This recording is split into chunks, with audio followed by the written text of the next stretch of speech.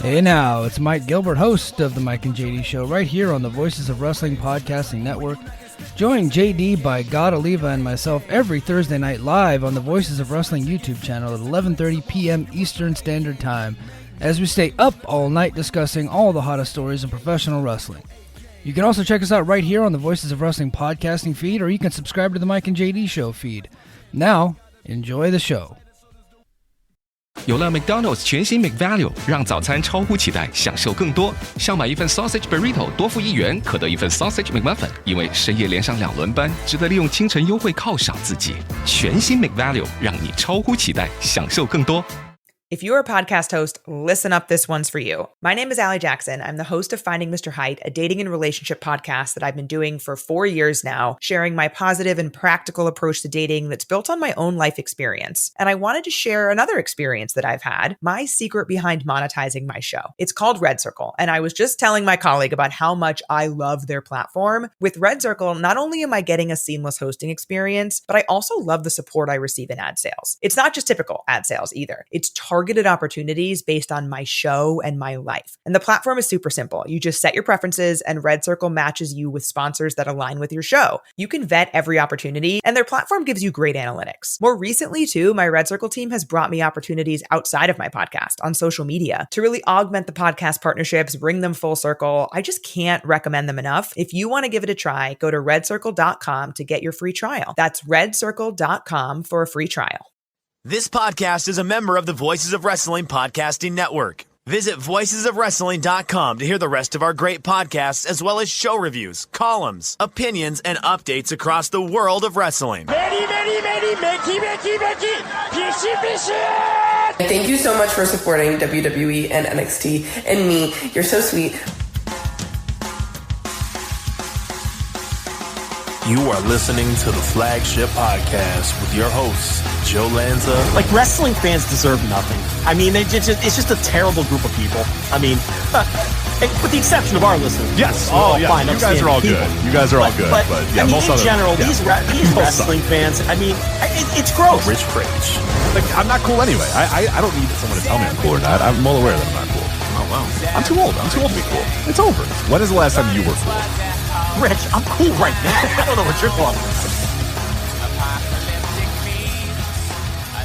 And we are live on the Flagship Podcast. I am Rich. He is Joe. An afternoon Wednesday show. What is this, the pandemic? What are we doing here?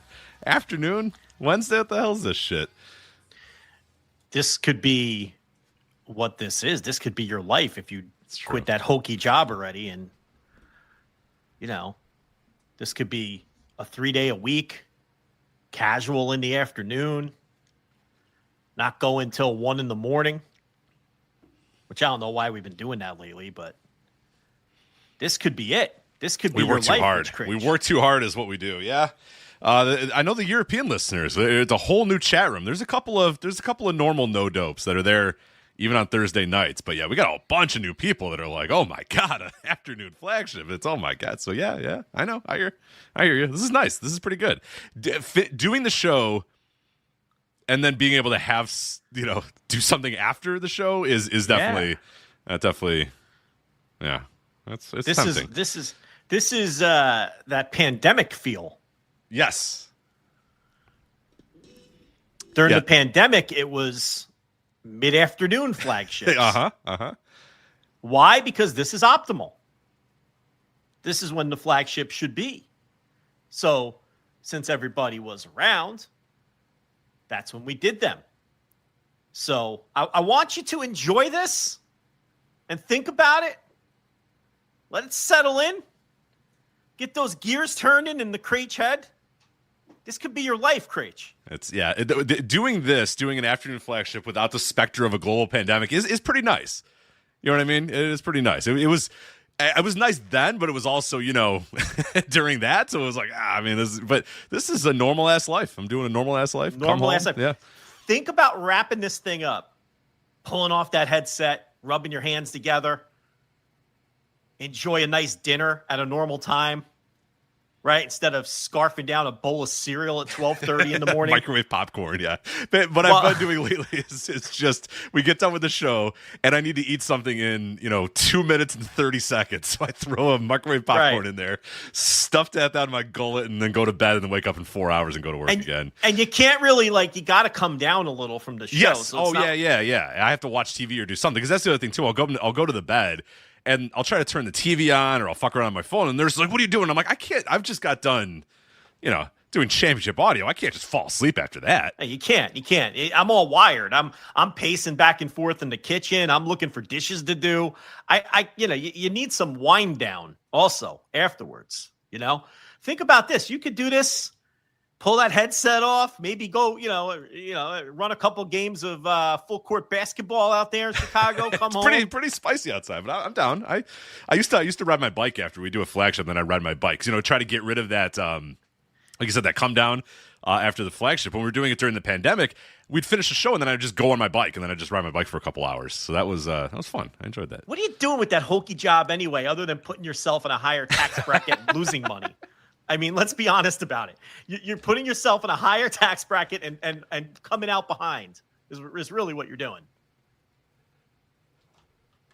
He's thinking about it. It's not a bad. You bring up a good point. Yeah, the gears are grinding. They're grinding. They're grinding. Because, we're right on the edge of that shitty tax bracket where it goes up you know what I'm talking about. Yes. Where it's like, oh, you are wealthy. And it's like, no, I am not. I assure you. No, I am definitely not wealthy. Stop taking all my money. The range of the bracket that we're in is quite large. And let me tell you, the high end of that range, I wish. I'm not the high end of that range. I'm the low end. And this stupid show and all its success puts us in that next one. And then we're fucked. It's really a tricky spot to be in. So, just food for thought. Food for thought. Quality of life improves, right? Send a little less back to the government, which is always nice. Yeah, Mike Rotunda gets a little less at the end of the year, which would be nice because he gets a lot. And he deserves nothing. So Iron Mike, Captain Mike Rotunda deserves none of that shit. They deserve nothing, but you can send a little less. So I'm trying to pep talk you here. This could be it. You get a little taste of the good life here. It's not bad. This is great. Even I have more energy. I could tell. Yeah, I could see you're rocking and rolling here.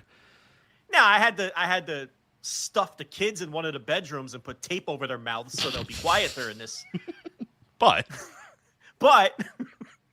aside from that, no, they're fine. They got you give them an iPad, they're fine. That's it. They got iPads, they got Switches, they got PS4s, they got everything they need. They got every app under the sun. So right now they're currently in there fighting over which movie to watch on Disney Plus. So by the time they settle on one, this show will be over and they won't even need to watch it anyway. But it's also I'm having a thunderstorm right now, so they'd be stuck in the house. See, if the weather was nice, I'd just kick them out of the house. I'd say you're going to go outside and play for 3 hours. I don't care where you go, you just can't be here. But I can't even do that today. Find a pool. Fine. Go find a pool. Jump in it. Have fun. Leave me alone. Now, see, now their mother will flip out if I let them go to the pool by themselves because there is. I guess they're a little. Yeah, I guess they're a little too young. But but they find some friend's house to fucking go to for 3 hours. But thunderstorm, can't send them out in the rain, I guess. But yeah, no, this is it. This is it, man. This is how it should be. Can't even do more than one a week. That's the dream. We'll see. Then they don't have to be 4.5 hours if we do more than one. They still would be. Are you kidding? They still would be. We're dumb. Nah, we go a tight 90. Tight 90. We go a tight. Who are we kidding? Of course, that's like one topic. But the idea would be for 10 minutes just doing this, which is nothing. You convincing me that we should do shorter flagships is what has gone 10 minutes already. Well, what do you think the people want? Do they want the 4-hour flagship on a Thursday night and then get it on the Friday afternoon? Or would they prefer like 2 or 3 of these, a little shorter, spread across the week? Yes. Now, they'd prefer both. We get to things in a more timely fashion. Like today, for example, we're going to talk about an All Japan show that happened on the 18th. I mean, it's really pushing it. We're going to talk about that FantasticaMania show, which was also like 2 Friday Arena Mexico shows ago. You know what I mean? It was last Friday. So it's like we would get to things a little timelier if we could do, more than one a week. And if they're in the afternoon like this, fuck, I mean, I'll go every day. I don't give a shit. Yeah, this is easy. Drive time. I do the mornings, you do the afternoons. Then we come together for a midday show. Sure. Yeah. The possibilities are endless. They're endless. The possibilities are indeed endless. But and you wouldn't have that Thursday dread that you wake up with. I know you wake up with. Oh, yeah. No, I wake up. No, I have the Thursday dread 4 days a week. You're like, oh, as shit, I know it's Monday. You do too. As I know you do too. It's Monday. Oh, no, Thursday's right around the corner. Yeah, what do I got to watch? Like the normal text or message that I give you is like, all right, what should I watch this week? And then you give me a list, I give you a list, and then I go, all right, here we go, and start watching this shit. Yep. Yeah, you get the anxiety. Now, the good weeks are when I get everything watched by like Sunday or Monday. Because there's usually not anything between like, Monday and Thursday to watch. So everything's usually on the weekend. So the good weeks are when I get everything watched by Monday or Tuesday. The bad weeks are when I procrastinate and I got like some fucking 4-hour New Japan show to watch and I wake up on Thursday and I haven't watched it yet. Watch Wrestling Dontaku or whatever the fuck. Yeah, and I'm like, oh, the file's 438 and you're like, oh, fuck me. Jesus Christ. Yeah, and those are the weeks where like I start drafting the text, Rich, I think the show's over. We can't keep doing this show. I'm done with this. But it's those New Japan shows. Those are the ones that really, anything else, it's like I'll hammer it out. But for whatever reason, those intimidate me more than any other. They've been real tough. Yeah, they've been real tough. They're long and lately they've been bad. So yeah, it's tricky. But since this is a pandemic throwback, I mean, we talk in Big Japan, we go in Daichi Hashimoto. Have you watched are you up on 2AW? 01 Fire Festival is going on now. I don't know if anybody's able to watch it yet because it's on their dopey streaming thing that nobody could figure out how to sign up for. Or maybe it's not on that dopey. I have no idea. But I feel like we got to go 01. We got to go Daichi. We got to go Big Japan. We got to really throw it back. You're joking, but didn't the Big Japan Strong Climb just wrap up? Sure, maybe. I don't know. Yeah, Big Japan's in a weird spot. I mean, let's do it because I mean, speaking of Big Japan, did the Strong Climb actually just wrap up? Yeah, they just had the final at Cork in within the last week, I think. Okay, so that would be on Core. We should have jumped onto our Core, our subscriptions because we both obviously subscribe to Big Japan Core and watched that. But Big Japan's in a very interesting spot this week because I'm sure you saw the news that Daisuke Sakamoto has decided he's going to go freelance. He's no longer going to be a 01 talent, which 01 or 01 Big Japan. See, I got 01 on the mind. Right. Well, first of all, thankfully he's healthy. Yes, because that was Did you ugly. watch that injury? Yeah, it's nasty. It was rough. It was real rough. That was another example of a guy being like. There's several examples of that in pro wrestling where it's like because you are a professional wrestler, and because you are Daisuke Sakamoto and look at your body, your neck is fine. You know what I mean? You did not break your neck because look at you. But a normal human being would have broken their neck, but look at your neck, you're fine. Which is just crazy to think about. If you weren't Daisuke Sakamoto, you might have broken your neck. Yeah, because his neck is, It's like the guy on 30 Day Fiancé, that guy with the that has no neck. That's like Daisuke Sakamoto.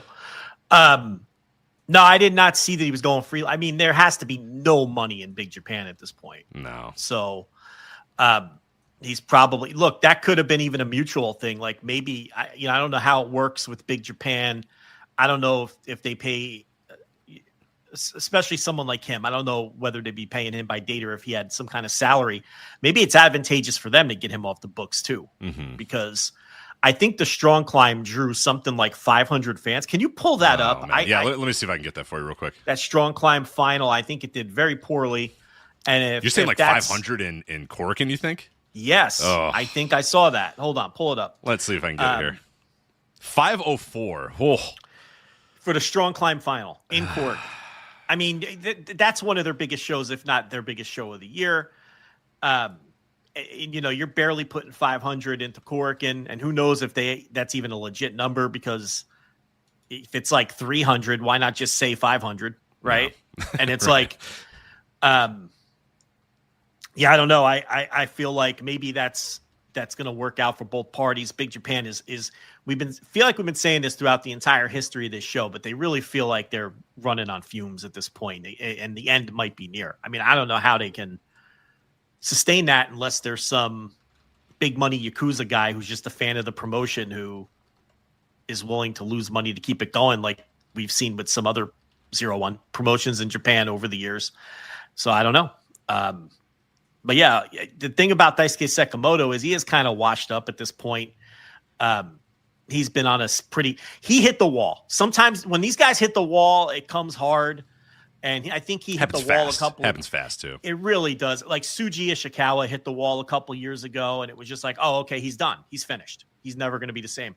And I think the same thing happened to Sekimoto, where it's not quite as extreme as Ishikawa. Like he's still a functional pro wrestler who can gear it up and have a decent. But if you're not getting 2015 Daisuke Sekimoto anymore, you're just not getting that. So we'll see. I don't know. I don't think he'll just bounce around his usual haunts. I think he'll probably keep working. I think he's going to do a lot of the same stuff he's already been doing. Yeah. Now he'll be officially a freelancer as opposed to 0-1, I keep saying 0-1, Big Japan, which leads me to believe that he probably was getting a salary, like you said, and essentially this takes a salary off the book. And again, I don't know. I don't have any inside thoughts. It's just it's pure speculation. Yeah, pure speculation. But I would imagine that he's probably, because they did say he would still take dates for Big Japan, and he of course still will. Yeah, and he will. He'll keep taking dates. Yeah, so I think it was just getting a salary off the books. But I did see some people theorize that there's also a downside for Big Japan as well. It's not merely, okay, take off, however many, per year we were paying him. There may also, since he was potentially a salaried employee or whatever he may have been, is that when he did those other bookings, when he would work other places, that maybe Big Japan was getting a little cut of that they are no longer getting. So it's maybe, you know what I mean? Like it's maybe you have to contract him out. Oh, okay, if 0-1, if you want to borrow him for this show, we have to get a little cut. I mean, obviously you pay by Sekimoto X amount, but then we get a little cut as well. And maybe they're letting go of that because it's not making as much money as his salary, whatever it may be. To me, this is we're at a situation with Big Japan again, like we were during the time when they had to raise money for their bus and stuff. It's been a while now. It's been like literally 5 years where we decided that they're probably going out of business anytime. Right down it feels inevitable that Big Japan is going. I mean, they've lasted. They've lasted longer than I think anybody expected them to get through the pandemic and get through the post-pandemic, but. Now saying that, hey, we don't want Daisuke Sekimoto on the books anymore, that feels like we're in Leighton Buzzard and Daichi Hashimoto, like those are all we have really left at this point.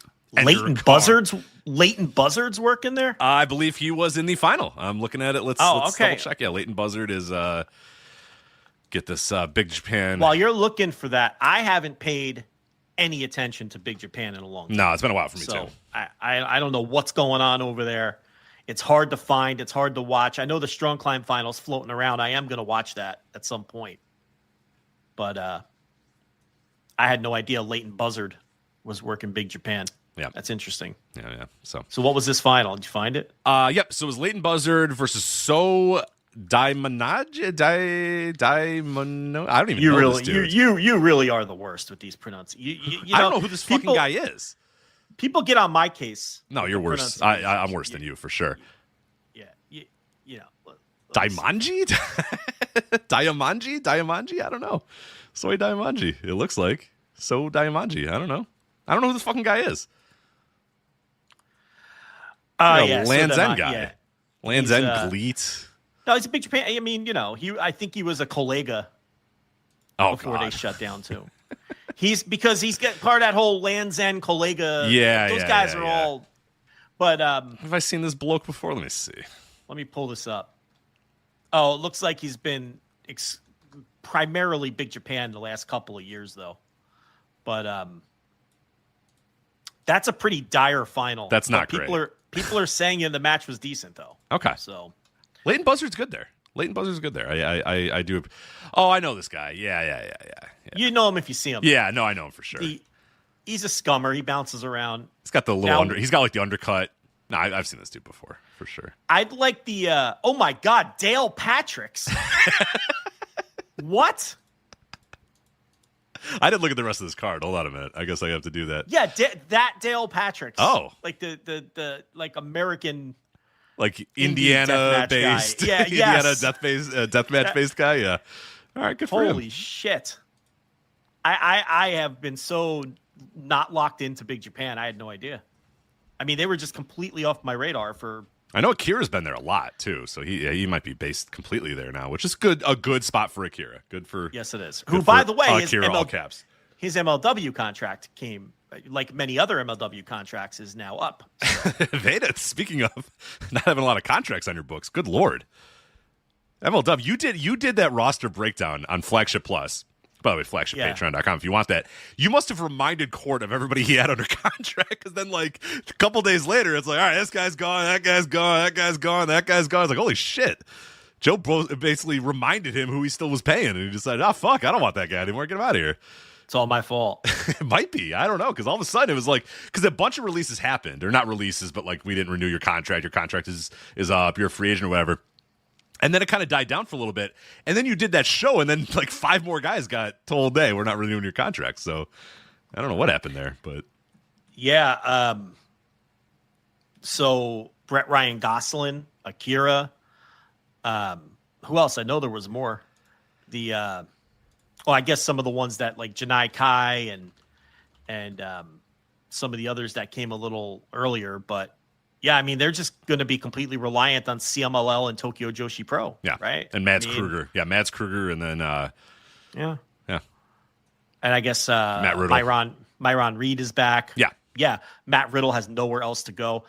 And when I broke down the roster, I talked about all that. And that was before your Brett Ryan Goslins and Akira's announced those are the big they two. Were free agents. I think those are the big two that I noticed after you did your show. I was like, oh, wow. Yeah. Okay. Because you even talked about how Brett Ryan Gosselin was one of the few guys that was on that roster. And it had some sort of, I forget exactly how you broke it down, but some sort of like a guy on, quote unquote, on the rise. Like not a guy, this is his last place to go. Not somebody that's down and out and this is the last, thing. It's like a guy that's quote unquote sort of on the rise, like a commodity in some way, shape, or form or whatever. Which MLW used to have a lot of. Correct. Yeah. Which when I did my roster deep dive, I discovered they barely have any anymore. I really have none, yeah. It was really Brett Ryan Gosselin, Myron Reed, who had just returned, and let's be honest, he's getting a little long in the tooth in the Indies. I mean, and Janai Kai, whose contract had recently expired, right, who would have fell into that category, and essentially that was it. And when you're a promotion like MLW, you got to have more than a small handful of talents who are on the way up, because that should be your place in the ecosystem. Should be, we're the final stepping stone before these people. We know that we're not going to retain big stars long term. We know we're not going to retain Jacob Fatu. You know what I mean? So but we have to develop the Jacob Fatus and get what we can out of them. Like when MJF. MJF's a great example. Yeah. Right? Hammerstone, even though it didn't work out with TNA, is another example. Right. And Hammerstone's back now as a guy that pretty much feels like he has nowhere else to go. In that weird sense where he was once, like you said, he was once those the next up, the commodity, the guy that you can kind of develop and get ready, and then when he goes. Well, he went, and now he's back, and now he's back as sort of more like you mentioned, more of the nowhere else to go thing. And I kind of want to put Reed there. I don't know if that's fair since he's only I think he's still pretty young. He's still 28 or 29 or whatever. Yeah, he's 28. Yeah. But if you go back, Myron Reed has been in MLW for a long time, and he's left and gone other places, and then he comes back. So he might be more in that Hammerstone realm than he is. At this point, they have more guys on the roster who are just clinging to the last bit of relevance they're going to have in their career. Your Bobby Fishes, your C.W. Andersons, your Paul Londons, Dijak, people like that, who you're on the way downs. Mm-hmm. You're guys who are never going to get this is going to be their last national exposure. It's going to be their last steady paychecks, more than likely, because they're either in their 50s, pushing their 50s. Bobby Fish is pushing his 50s. I think C.W. Anderson has to be in his 50s. Paul London has to be closing in on his 50s. And look, I've enjoyed the work of these guys. Bobby Fish is starting to slow down, though. Did you notice that on the last show? Oh, God, yes. His body's he kept himself in very good shape for a very long time. He's not keeping himself in very good shape anymore. No, and look, the guy's almost 50. Yeah, it's not even like I get it, man. I'm 38. Right. It's like, harder. It's harder than ever to stay in shape. I get it, but listen, it's happening quick. I'll give him credit because he had a lot of people fooled in terms of how old he was for a lot of years, because when he broke into, and he never got pushed big in ROH, and I'm talking original Gabe Sapolsky ROH, 2000, the mid-aughts, the golden era of ROH. Bobby Fish was there, but he was never pushed hard. But when he was there, he was already like in his 30s when a lot of those other guys were in their late 20s. You know what I mean? And then, so you a lot of people associated him with being the same age group. And even those guys now are in their early 40s. He's in his late 40s and he's turning 50 soon. And it just, we just talked about that with Daisuke Sekimoto. It's like, I watched Bobby Fish on that last show and it was like, oh, wow, he just hit the wall. And I don't know if it's MLW, how much effort am I going to put in? Or if it's, hey, physically, time waits for no man. But whatever it is, he doesn't look like he's looked in the past few years. And he also isn't moving all that He's not great moving great either. at all. No. That's the other thing. So anyway, MLW, they need more guys on the way up and less guys who were just clinging to the last bit of relevancy they have. And then they have that big blob of people in the middle of the roster who are just people who aren't necessarily older, but I don't know that it's like, this is their ceiling. Your Alex Canes and your Tom Lawlers Kruger. and your Kruger and Akira Kwan and people like that. Anderson, Anderson's kid. Brock That's Anderson, another yeah, example. Brock Anderson. Delmy like, Exo too, but I guess she's a free agent. She's a free agent too. Justice so, is a yeah. good one too. Like, these are just guys who, this is their ceiling, right? And you have to have those. That's the backbone of your roster. But what they need is more risers. More, okay, that guy's not going to be in MLW in 2 years. Your Jacob Fatu's and your MJFs and people like that who used to populate their roster. Brian Pillman Jr. used that as his final stop. Now look, Shane Strickland used it as a great stepping stone as well. Yes, and some of them have worked out, and some like Pillman hasn't really worked out. Hammerstone didn't work out, but they fit that mold though at the time of guys where it was like, all right, well they're clearly on their way up, and this is a good place for them to be because it's national exposure and it's one step above the indies, and someone's going to sign them soon, and they all got signed. Who's getting signed off this MLW roster now? No one. Okay, MLW has become where you go when you lose your contract, as opposed to, where you are when you're looking for a contract. So that's kind of what that roster deep dive, if people want to listen to that. I got another one coming, but I'm approaching it in a different way. I know I've been teasing it. I'll give away because I'm about to, and this one I might do as a written deal instead of an audio, because I like to spite our customer base. And when you've been doing audio versions of your written columns and people have been like, this is great because I'm too lazy to read, or, you wrote too many words. So this is awesome that you did audio. So the first thing I did was knock out like 5,000 words on Tony Khan last week Yep. and made people read. And refuse to do an audio version of it as well. No, I won't do an audio. No, just read it. Which, by the way, may as well plug that real fast. Do it right now. That Tony Khan column on the $10 tier. It's the title is "Where's the Lie?" Hey, look, Bobby Fish. Yeah, taking it full circle from Bob Fish. Yeah, dissecting the unhinged obsession with hanging on every word of the man who saved American pro wrestling.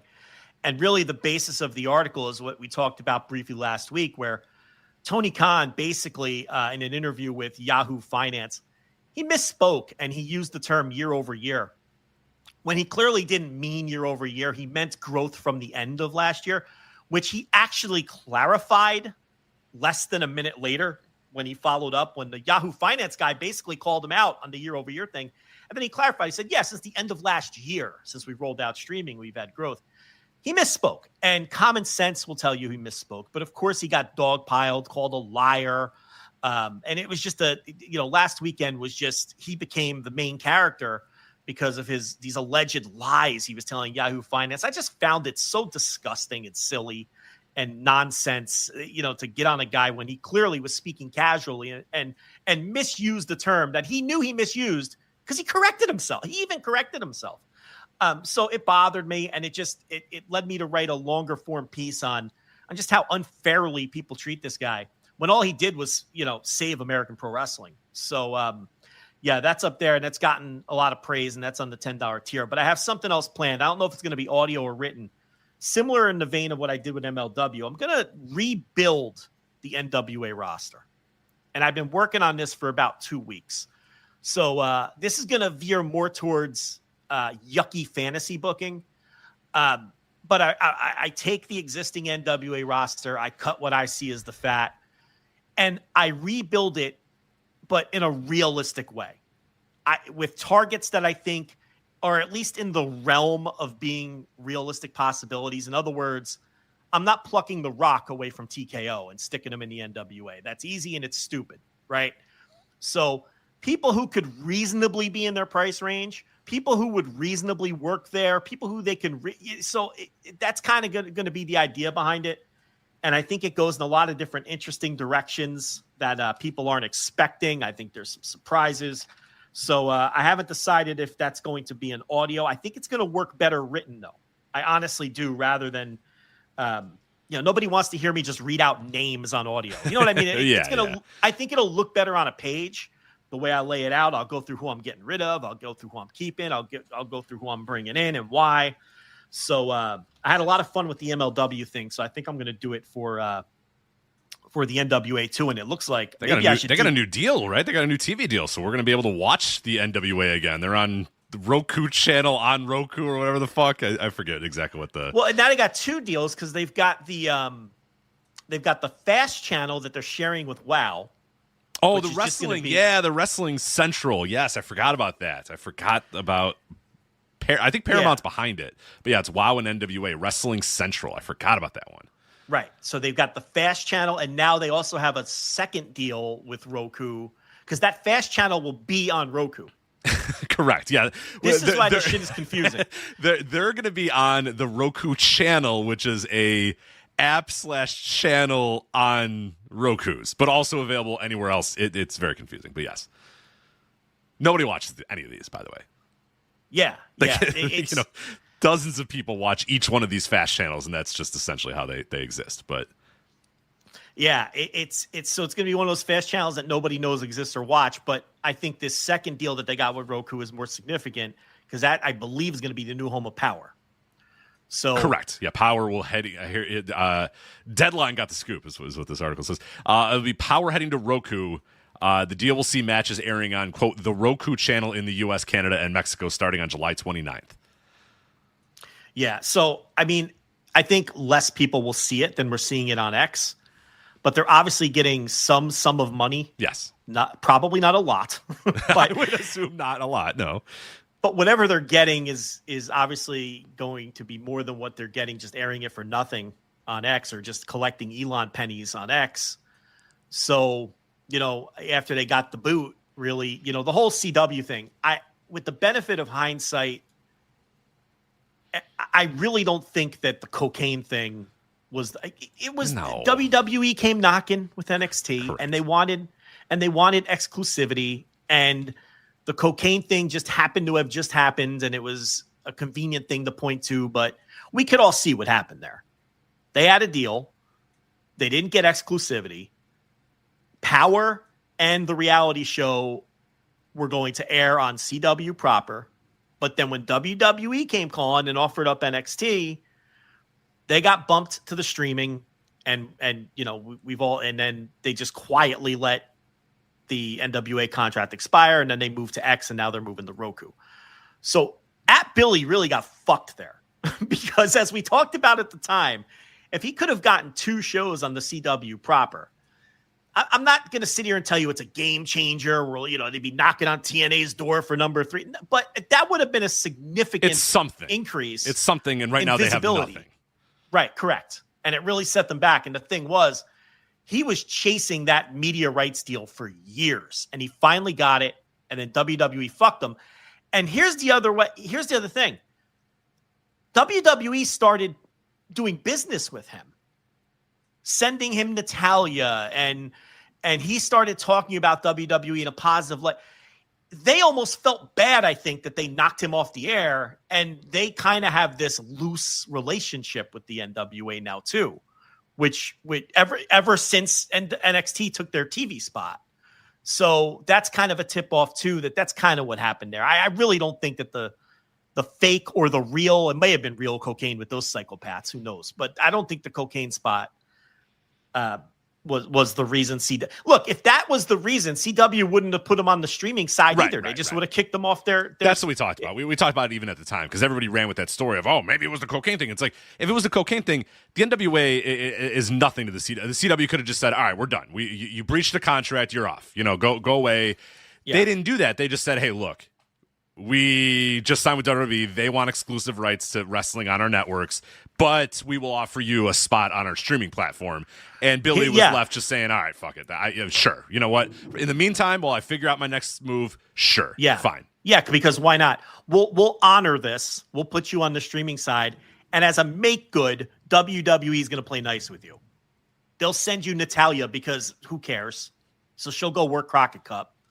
And I think there was a couple other little minor things that WWE did with the NWA along the way. So the time, with the benefit of hindsight, we see that the timeline all adds up and everything. And that's really more in line with what happened. But at any rate, look out for that. I think I'm going to do it as a written piece. I've got the framework all laid out now. It took me a couple weeks to put it together, but that'll be there. And maybe I should dig deep into this Big Japan roster, because Dale Patrick's, they're saying in the chat that Madman Pondo has been working no, Big Japan. That's a lie. They're lying.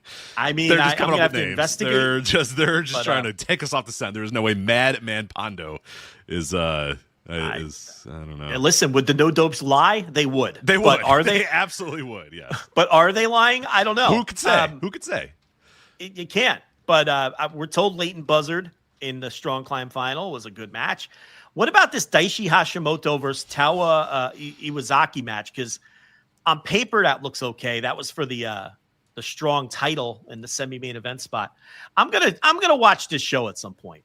I'm gonna have to gotta watch the Big Japan. You gotta watch the final. I'm a firm believer in tournament finals and that sort of stuff. That's why we've always covered the Fire Festival. We've always covered the Champion Carnival final. If it's a final of an event and a final of a tournament, I feel like we got to watch it. So yeah, I'm down. I'll watch Strong Climb. Talk about it next week. Yeah. All right. Yeah. Maybe we'll both get that watch. Now, I didn't watch this Desperado Jun Kasai death match that everyone's claiming is 5 stars. You did. I did. So while we're talking about Big Japan, we may as well talk about this death match. I'm going to watch it. I didn't have time to watch it today. But okay, I haven't heard seen your opinion on it.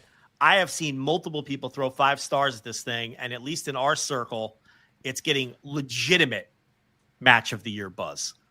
Where do you stand on this Desperado versus Jun Kasai death match? I'm not quite there. Now, I did like it. It's very good. It's very bloody. So, of course, if people don't know, it's not a normal. It's Jun Kasai, so you should probably know. If you're listening to the show, I think you're probably aware of Jun Kasai. But if you're not, it's El Desperado and Jun Kasai, and they've had a series of matches. There's a great article by Will Young up at VoicesWrestling.com talking a little bit about their background and the history and what led to this match.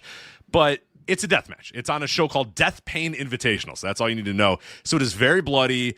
There's skewers, there's barbed wire, there's light tubes. It's the whole 9 yards. It's all that sort of stuff. So if you are not down with that, yeah, just know if you watch this match, you're not going to see a normal professional wrestling match. It's going to have a lot of blood and a lot of death match elements. I will say I liked it. I thought it was good. Is it a match of the year contender for me? It is absolutely not. Is it a 5-star match for me? It is absolutely not. But I come at this from a realm of I don't really like deathmatch all that much. I have a certain level that every deathmatch to me is kind of the same after 5 minutes, and I'm kind of over most of them. Like there's a few in history that I've watched and said, okay, that was a great match. That was a great professional wrestling match that just happened to have weapons involved in it. And I kind of put this one sort of in that category, but not in the realm that I've had. There's only been a couple, like a handful of matches my entire life that I've watched that are death matches that I've said, that is an awesome match, and that is one of the best matches I've seen this year. This was not that. This is, though, if you are a deathmatch person, you enjoy death matches, if you're passionate about El Desperado, if you're passionate about Jun Kasai, you're passionate about the feud, you might really love this. Now, the problem is, I don't really love death matches. I'm not that passionate about El Desperado. I'm not that passionate about Jun Kasai, and I don't really care about the story between the two. So with all that said, like I come at it from the realm of this doesn't, I'm not invested in the story same way a lot of other people are. regardless, I think it's very good. It's a very good wrestling match. It's a very good wrestling match that happens to also be a death match. So I think you should watch it for sure, Joe. And anybody that's even cursory, if you're going to do a match of the year ballot or you want to be complete this year, this is a match I think you absolutely have to see. It's probably one of the better death matches you'll see all year. But I can't say that that is loud thunder. Holy shit! I heard. I told you it is a massive thunderstorm here. I wasn't kidding. I just thought a box because I just brought a box in from my garage. I just thought the box fell down. I was like, no, that's Joe's thunder. Good lord. But no, it is to me. It's one of the better death matches I've seen in a long time. But I have a certain cap on where I put death matches. So watch it. I think you should. And unless you're squeamish or queasy about death matches, then maybe don't. It's very good. It's very good. It is done with a lot of passion. It's done with a lot of great story elements in it. And there are some pretty hellacious moves, like good wrestling moves that are done in the match. It's not just the bell rings and they hit each other with light tubes. It's not that. It's a wrestling match that happens to have light tubes. It's a wrestling match that happens to have barbed wire. And all that sort of stuff works within the context of a pro wrestling match. But there are some really, really cool spots too. Jun Kasai kicks out at one and then just starts slamming his head with light tubes. And Desperado stands up and he just starts slamming his head with light tubes. Like, there's a lot of bravado stuff in there. There's a lot of dumb jock wrestling shit involved in this too. So I think you'll enjoy it. I think you'll ultimately end up where I'm at, where you're like, yeah, that was pretty good. But no, it's not going to make my top 10. No, it's not a 5-star match. But you can still appreciate what they went for here and appreciate the style of work that they did here without thinking it's one of the best matches of the year. And that's kind of where I'm at. So I've never been a Jun Kasai guy, not a huge fan of the Crazy Monkey, because I'm not a deathmatch guy. I've never been a Matt Tremont guy. I've never really been a Nick Gage guy, although for when he was peaking a few years ago, I could appreciate his presence. I was never a big Nick Gage guy. I was never a CZW guy at their peak. The best death match of all time for me was the 2018 Masashi Takeda versus Sami Kodaka match. Where do you rank it compared to that? Oh, it's below that. It's below that match, and that's one of the ones that I was bringing up before. That one did make my top 10 for match of the year that year. Like that I will always defend that match as a wrestling match that happened to be a death match, but the wrestling match was incredible within it. It just happened to have deathmatch elements to it. But I always see that as a great wrestling match with a deathmatch involved in it. Whereas this one, I think, veered a little too much into, okay, now we're just setting up spots where we go into light tubes or whatever, and we're going to set up a board, and he's going to go through the board. Like, you know what I mean? A little too much of that stuff. The finishing stretch is great, though. The finishing stretch is phenomenal, and that will be the turning point for a lot of people when you watch this match. You might be like me in the first 10 minutes. You're just kind of like, all right, I've seen one of these. I've seen 1,000 of them. But the last 10 or so minutes are really fucking great. And that is probably where a lot of people are going to turn the corner, because that's when it starts turning into more of a wrestling match that happens to have light tubes and happens to have barbed wire, and not just a match that, is completely dependent on light tubes and barbed wire. So, it's worth your time. I will tell anybody listening to this, if you're going to complete your year and want to watch as much wrestling as you possibly can this year, you should watch it. But just know that, I'm not 5 stars. I'm not match of the year with this, but I do think it was very good. All right. Yeah, I'll definitely get that watched. And I'm going to track down that Big Japan Strong Climb also. You sent me something else that you watched that I know I didn't watch. What was it? I can't remember. The Syuri versus Saree match from Stardom, The Conversion. So, that. Now, did you ever watch their match from earlier in the year? I can't remember. Did you send it to me? If you this sent was it in to like me, March. I don't know if I actually sent it to you. I haven't watched the hyped Joshi match that recently, so probably okay. not. All right, yeah, this was in March, and it was for the Saree's produce show or whatever. So you would have known, because it's like a really dingy mat and like a really dingy ring and like no commentary or whatever. You would have known if you watched that match. So I love that match. That match is one that I think will be locked into my top 10 at the end of this year. Saree, I've been a huge fan of her this year and really over the last couple years, and she was number one in my VOW 30 under 30 list, because I'm a huge fan of her. So I saw this one getting a lot of hype, and this was just a couple of days ago at the Stardom The Conversion, which was on June 21st or whatever. Currently sitting at 9.50 on Cage Match, by the way. So I watched this match, and I liked it as well. I thought it was really good. I did not love it as much as I did the earlier match, the one from March with Syuri and Saree. And I've seen a lot of other people. Again, it's been a busy week for like these sort of these couple matches, like Desperado and Kasai is at a 9.56 on Cage Match, getting Match of the Year buzz. The Syuri versus Saree match is getting Match of the Year buzz as well, again at 9.5, like I said, on Cage Match. I preferred the one in March because I think it was a little bit more gritty, a little bit more hard-hitting, a little bit more...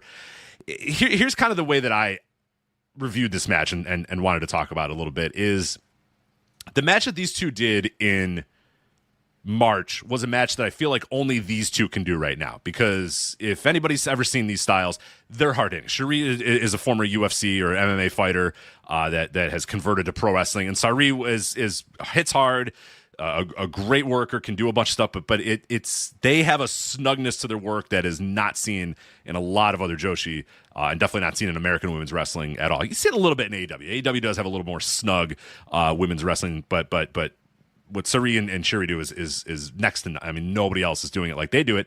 So that match in March was one that was just, because there was no commentary and it was a smaller building, you could hear every kick and you could hear every strike, and it just felt like, oh my God, I'm watching these two beat the ever-living shit out of each other.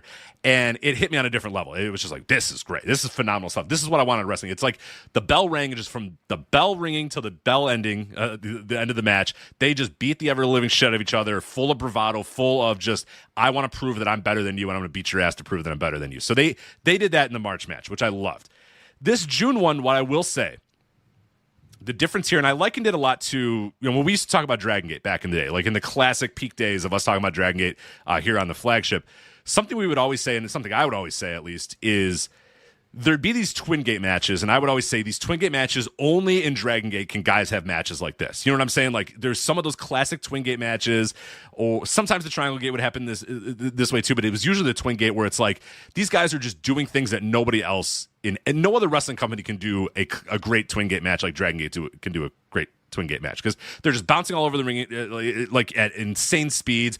Every spot was perfect. Every move they do is perfect. Everything is just insane. And it's like, you can only get that by traveling the world with these guys and being trained the same way as all these guys. And it has to come from that. It has to come from just a familiarity that you have with your fellow roster members or whatever. So those Twin Gate matches were phenomenal. They were one of a kind. Never see, nobody else could do those sort of matches.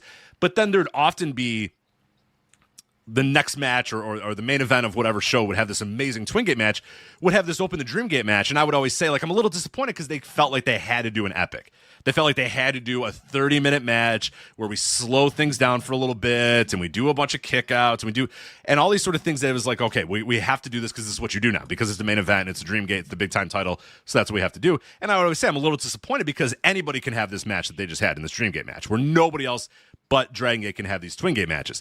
That's kind of where I felt with this June 21st Stardom match with Syuri and Saree, is it was still hard-hitting, and it was still a very unique match in some ways, but it also, I thought, felt like it got a little too much of, let's just do a bunch of kickouts of big moves, and let's just have a big Joshi epic. And I felt like when I was done watching it, I was like, yeah, these two are phenomenal workers, and they did a great job with this match, but this could be done by a lot of other people in Joshi. A lot of other wrestlers could have this exact same match with a few little variations here and there, whereas that June match was so unique and so different and only them. And yeah, it's just, I just came at it with like, this match on June 21st, I liked it. I thought it was very good, but it did not feel super unique and super different. And I don't know. I just didn't have that same feeling I did in the March match. So this one is good, though. Again, if you are going to be a completist and watch as much wrestling as you possibly can in 2025, you should probably watch this. This is a very, very good match. It's just, again, like Desperado and Jun Kasai, doesn't hit me at the 5 stars match of the year level, whereas that match in March absolutely did, and that is locked into my top 10, I think, for forever. So, I don't know. Yeah, it was in a big-time venue, too. I think Velke is in the chat, and he brings up a great point. Saree is a great small-room wrestler, and you really feel it. You feel the strikes. You feel the impact. You feel the...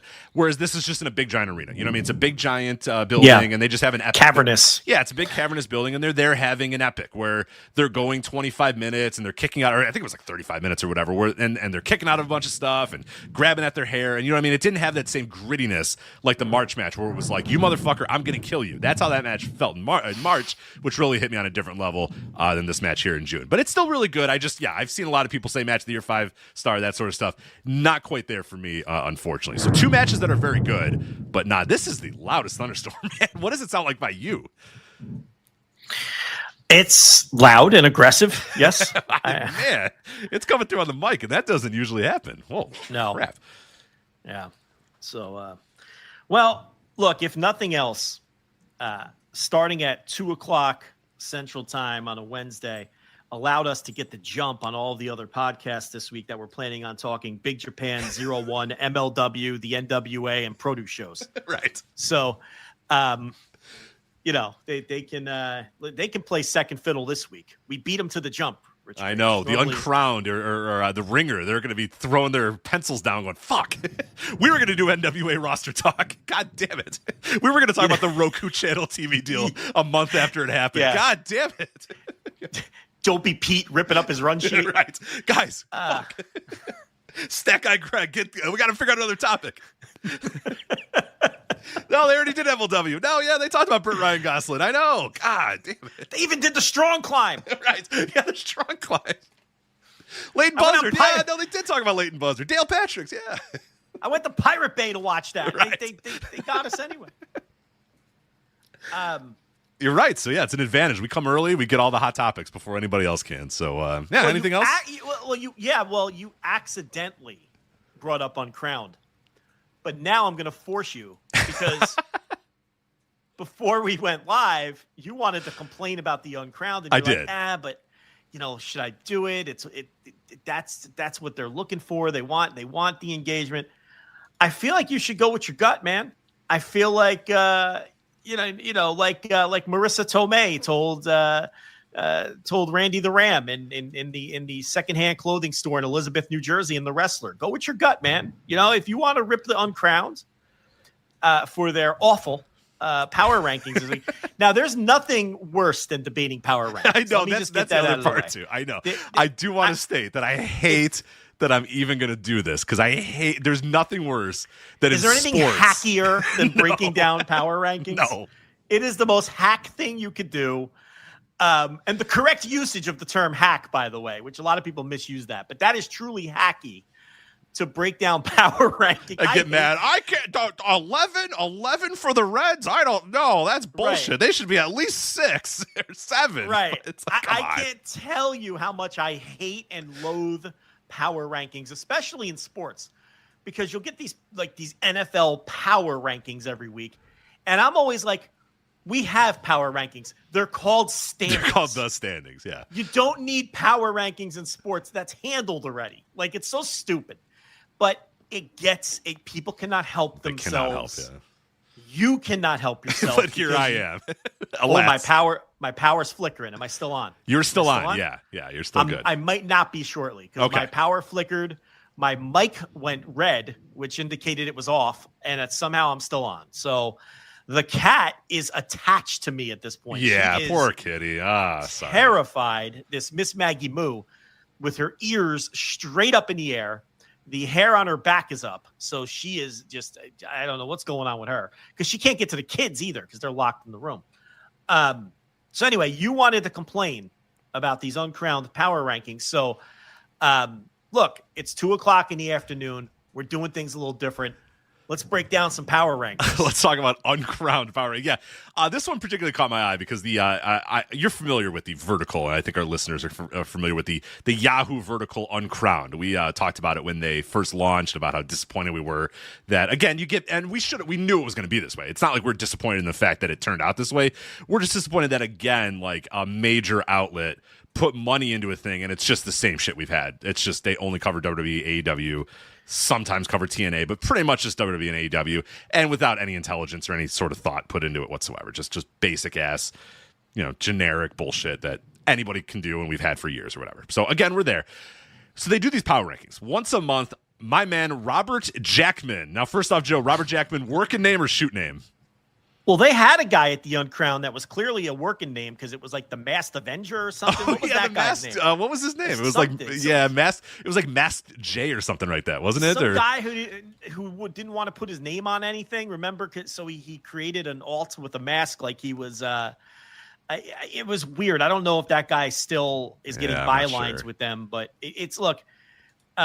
it's just a shame, like you said, it's a Yahoo vertical. So if it was any good, it would be pretty useful to the scene, but it stinks. It's Ariel Helwani. He doesn't know anything about wrestling. He has terrible wrestling taste and opinions. And the staff that he brought on is very unimpressive. I mean, I'm familiar with most of the people he brought on, and none of them are people that I would ever listen to an opinion from. So as a result, you get slop like this that Rich is going to waste his time complaining about. Right. Robert Jackman. So, okay, Robert Jackman every single month does WWE Power Rankings. Well, no, they're not WWE Power Rankings. I shouldn't say that. They're called Men's and Women's Pro Wrestling Power Rankings, which I think is insulting, first off, because you're only going to be every one of these, by the way, if I go through all the names, are pretty much all just WWE, AEW, and I think occasionally, sometimes, if you squint, you'll get a TNA person thrown in there every so often. But I found it kind of insulting to call it like Women's Pro Wrestling Power Rankings, and then it's just AEW and WWE people. It's just like, okay, I mean, you're not... and then you're being generous. It's really WWE with a token sprinkling of AEW. Correct. So this month's Women's Power Rankings. Now, check this out, because they did it. They do them once a month. So the last one got published on May 27th, okay? May 27th was the last time they did it. So it is May to June. So the end of May to right now where we are here today. So here is the top 10 for the Power Rankings real quick. And I'm only going to talk really about number 1, but I just want to go over the names, just so you're aware of the names that are Women's Pro Wrestling Power Rankings on the Uncrowned by our man Robert Jackman. Blake Monroe. Now, I don't think she's done any. I think all she's done is float around in a bathtub. But okay, and I don't think she's. I don't think she's wrestled the match. I don't think so either. And she did one like shooty promo where she winked at the camera, and nobody in the crowd got the references, right? Because it's WWE, and they never get the. She has not worked. She has not worked. So she floated around in a bathtub. And basically just keeps doing Sabrina Carpenter cosplay. Number 10 and she made some joke about how she wants to lick Toni Storm's vag again because they do their little, their lesbian back and forths with each other. And like the NXT crowd, like they didn't even give any, and like she looked like a goof because she's staring into the camera like Jim from The Office and getting no reaction from her little inside lesbian joke. They never stopped. What I will admire WWE and WWE talents love doing like we're going to do high end stuff and then wink at the camera, and the especially the NXT audience. The NXT audience never has any fucking clue what any of you are ever talking about, ever. The WWE audience, the main roster, sometimes does, not with Punk. They never know what Punk's talking about because Punk's always like, yeah, it's like the screw job, right? And then no one knows it. He's just like, oh God, Macho screw job, really? Pulling the collar, oof. Right? Come on, really, people. I'm wearing a Bret Hart shirt, for God's sakes. But remember that was an NXT show, right? That he wore the Bret Hart shirt and did the promo on Michaels and was like, something like, something about Montreal, right? The crowd's just like, no one reacts. It's like, all right, fuck it. All right, fine. Yeah. I'll move on. So Blake Monroe floats in a bathtub, number 10 on the Women's Pro Wrestling Power Rankings. Liv Morgan, I love this too. Her absence from the last 2 PLEs meant that Liv Morgan dropped off the most recent power rankings. Then just last week, we all received a major reminder, albeit a bittersweet one, as to what a big star she was. So she hadn't been around for a while, and then she got hurt. Number 9 on the she's injured but ranked, but it actually gets way worse than that as we move along. Yes. Toni Storm, number 8 on the Women's Pro Wrestling Power Rankings. Good for one Toni Storm. But interesting. What'd she do to move down 5 spots? Like you could get hurt and removed from TV and be ranked. You could not do anything. You could float in a bathtub and get ranked. But so I don't know. That's a little weird. Women's Pro Wrestling Power Rankings. By the way, Saya Kamatani like drawing like 5,000 to 7,000 people to buildings. That not even on this list. Yeah. Asuka, previously ranked NR. No, she's back. Asuka's back. Moves it up to number 7. In the power rankings. Number 6, Jade Cargill. Quote, Jade Cargill's slow burn introduction to the highest. Man, that's a slow burn introduction. I'll say it's very slow burn, but it's slow. And it's burning, I guess. Introduction to the highest ranks of WWE's women's roster continues to pay dividends as she heads into Night of Champions looking as fearsome and intriguing as ever. Is it paying dividends? It's paying huge dividends, Joe. Doesn't she feel... I mean, it's a rhetorical question. Nothing. She's a zilch. Doesn't she feel significantly less of a star than when they brought her in with the limos and everything? Like, I would say if I had stock options on Jade Cargill, those dividends that I'm getting back are not good. They're very small dividends. If we're going to chant Tony fumbled at every guy that comes over from AEW. Isn't it time to start chanting Paul fumbled at Jade Cargill? Because Tony Khan, without question, got the most. It's not even debatable. Got way more out of her than WWE has. They've done nothing with her because it's hard to do anything. Tony is somewhere with his arms folded, shaking his head, going, now you see, it's hard to push this person. It's hard to do much with her. It's hard to get much variety out of her because of her limited skill set. Oh, it's paying huge dividends. I don't know what you're talking about. Oh, yeah, that's right. Number 5, Tiffy time. Tiffany Stratton, down from number 2. She fell. Spots here to number 5. Number 4, The Eradicator, Rhea Ripley. Previously number 5. She moved up a little bit. Good for her. Mercedes Moné, number 3. Number 3. She had an incredible week. I mean, she wrestled like 9 times in the last week. Added another major title. Right, 2 major titles. Well, not the one was like Austria or whatever. That one doesn't count. But 1 major title, 1 indie title. She won the women's world title of what? The 3rd biggest promotion in the world, or 4th at worst? 3rd or 4th, right? Yeah. Yeah, that's a major title. Now, they don't care about their titles, but it's the world title of a major it's a world title of the biggest promotion in that country, and at worst, the 4th biggest promotion in the world. But they moved her up. She moved up a she notch. Was 4. She moved. I love this line. I love this line. All right. It's so perfect. This is just exactly what the Uncrowned is. Okay, you ready for this? This is the Mercedes Moné quote. Is this the year that Mercedes Moné delivers on her astronomical salary to become the biggest name in AEW? Oh, what a line. My God. I didn't even see that. And it gets better. It gets better, too. I'm so glad we buried this. I'm glad you told me to bury this, because this is good. That is, they had to take a shot. It has to be passive aggressive. Is this the year she finally makes good on her astronomical salary? There's a lot there to unpack. Number 1, it implies she's been a failure. Right. They're implying that she has failed. Number 2, they're taking a shot at this is what a typical 19-year-old Roman Reigns Twitter avatar. This is their mindset, but this is coming from a Yahoo vertical. Oh, Tony Khan overpaid her. He had to overpay her to get her to come. She makes too much money. She's and that's the same mindset we're getting out of whoever this dopey writer is who doesn't know what he's talking about. So there's that as well. So it's like we have to include her on this list because we're going to look dumb if we don't. But we're going to sideswipe her and take shots at her and make it clear that, she's no Naomi who moved up 8 spots and jumped her in the rank. But what's weird about this too is this the year that she delivers on her astronomical salary? She's only been there 2 years. She debuted last year, so it's like, you know what I mean? It's like, is this finally the year that she's going to deliver on the astronomical salary? It's just wild. But anyway, you'll love this. After her dominant victory in the Owen Hart Cup, the former WWE star, fantastic, oh, God. Who cares? Gets her chance to pick up the biggest prize in the AEW landscape. Although, by the way, I don't know if is the women's title the biggest prize in the AEW landscape. Regardless, when she faces Toni Storm at All In, you'll love this part. Here you go.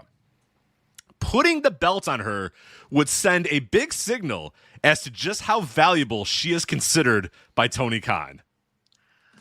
What? I think she's considered valuable by the quote-unquote astronomical salary that you just said. The fact that they made an entire show for her when she debuted. That's literal value. That's literal value. Literal value. Astronomical salary, yes. 2, when she debuted, he made an entire fucking show for her debuting. Right. Big business.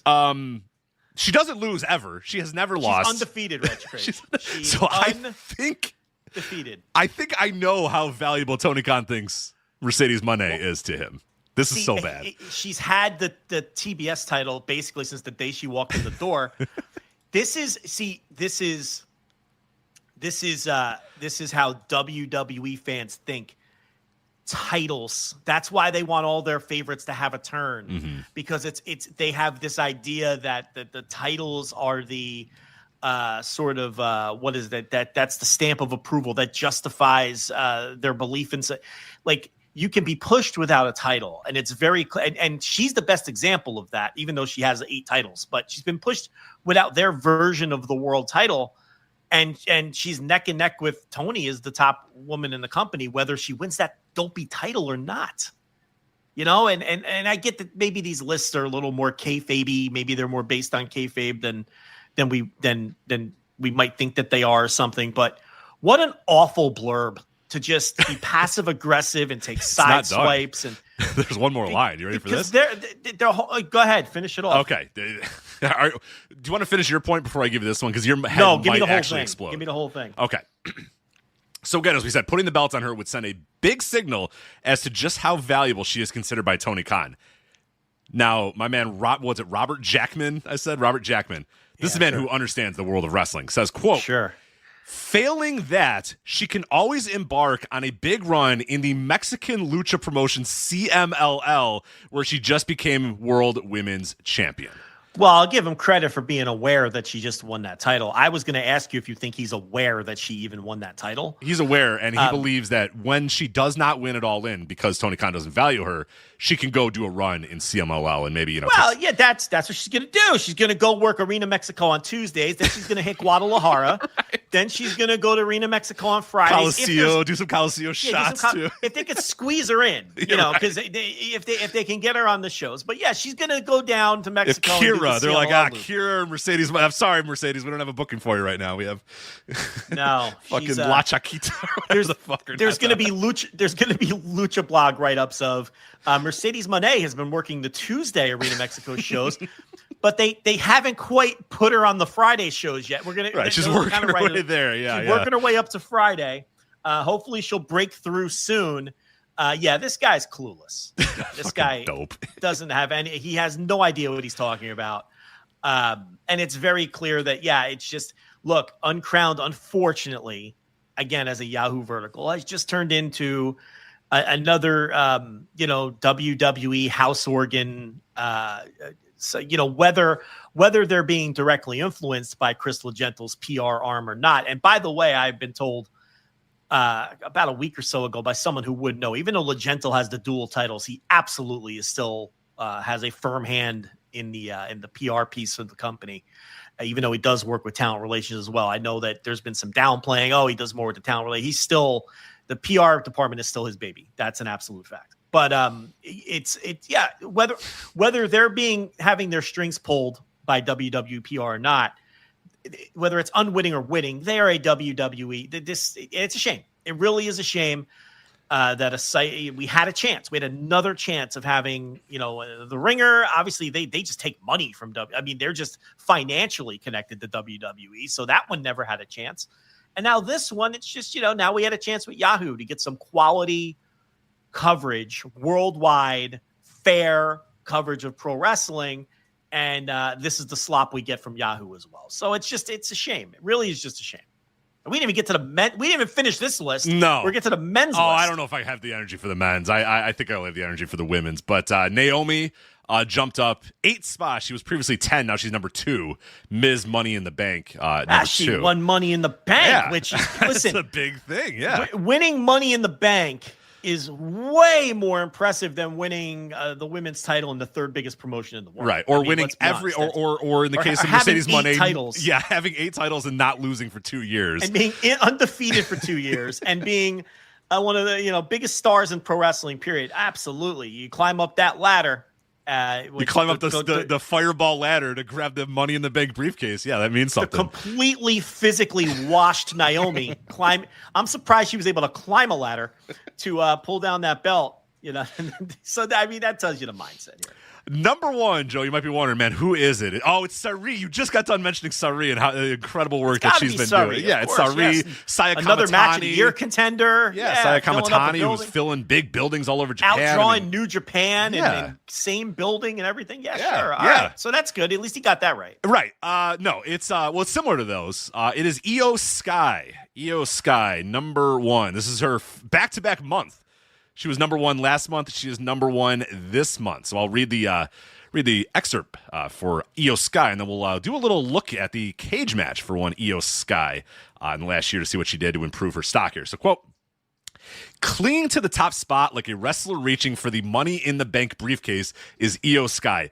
After her massive win at WrestleMania, the former Joshi quickly cemented her status as a truly compelling world champion, which makes it all the more inexplicable that she's been used so sparingly on, quote, WWE Raw recently. In fact, she hasn't had an actual match since mid-May.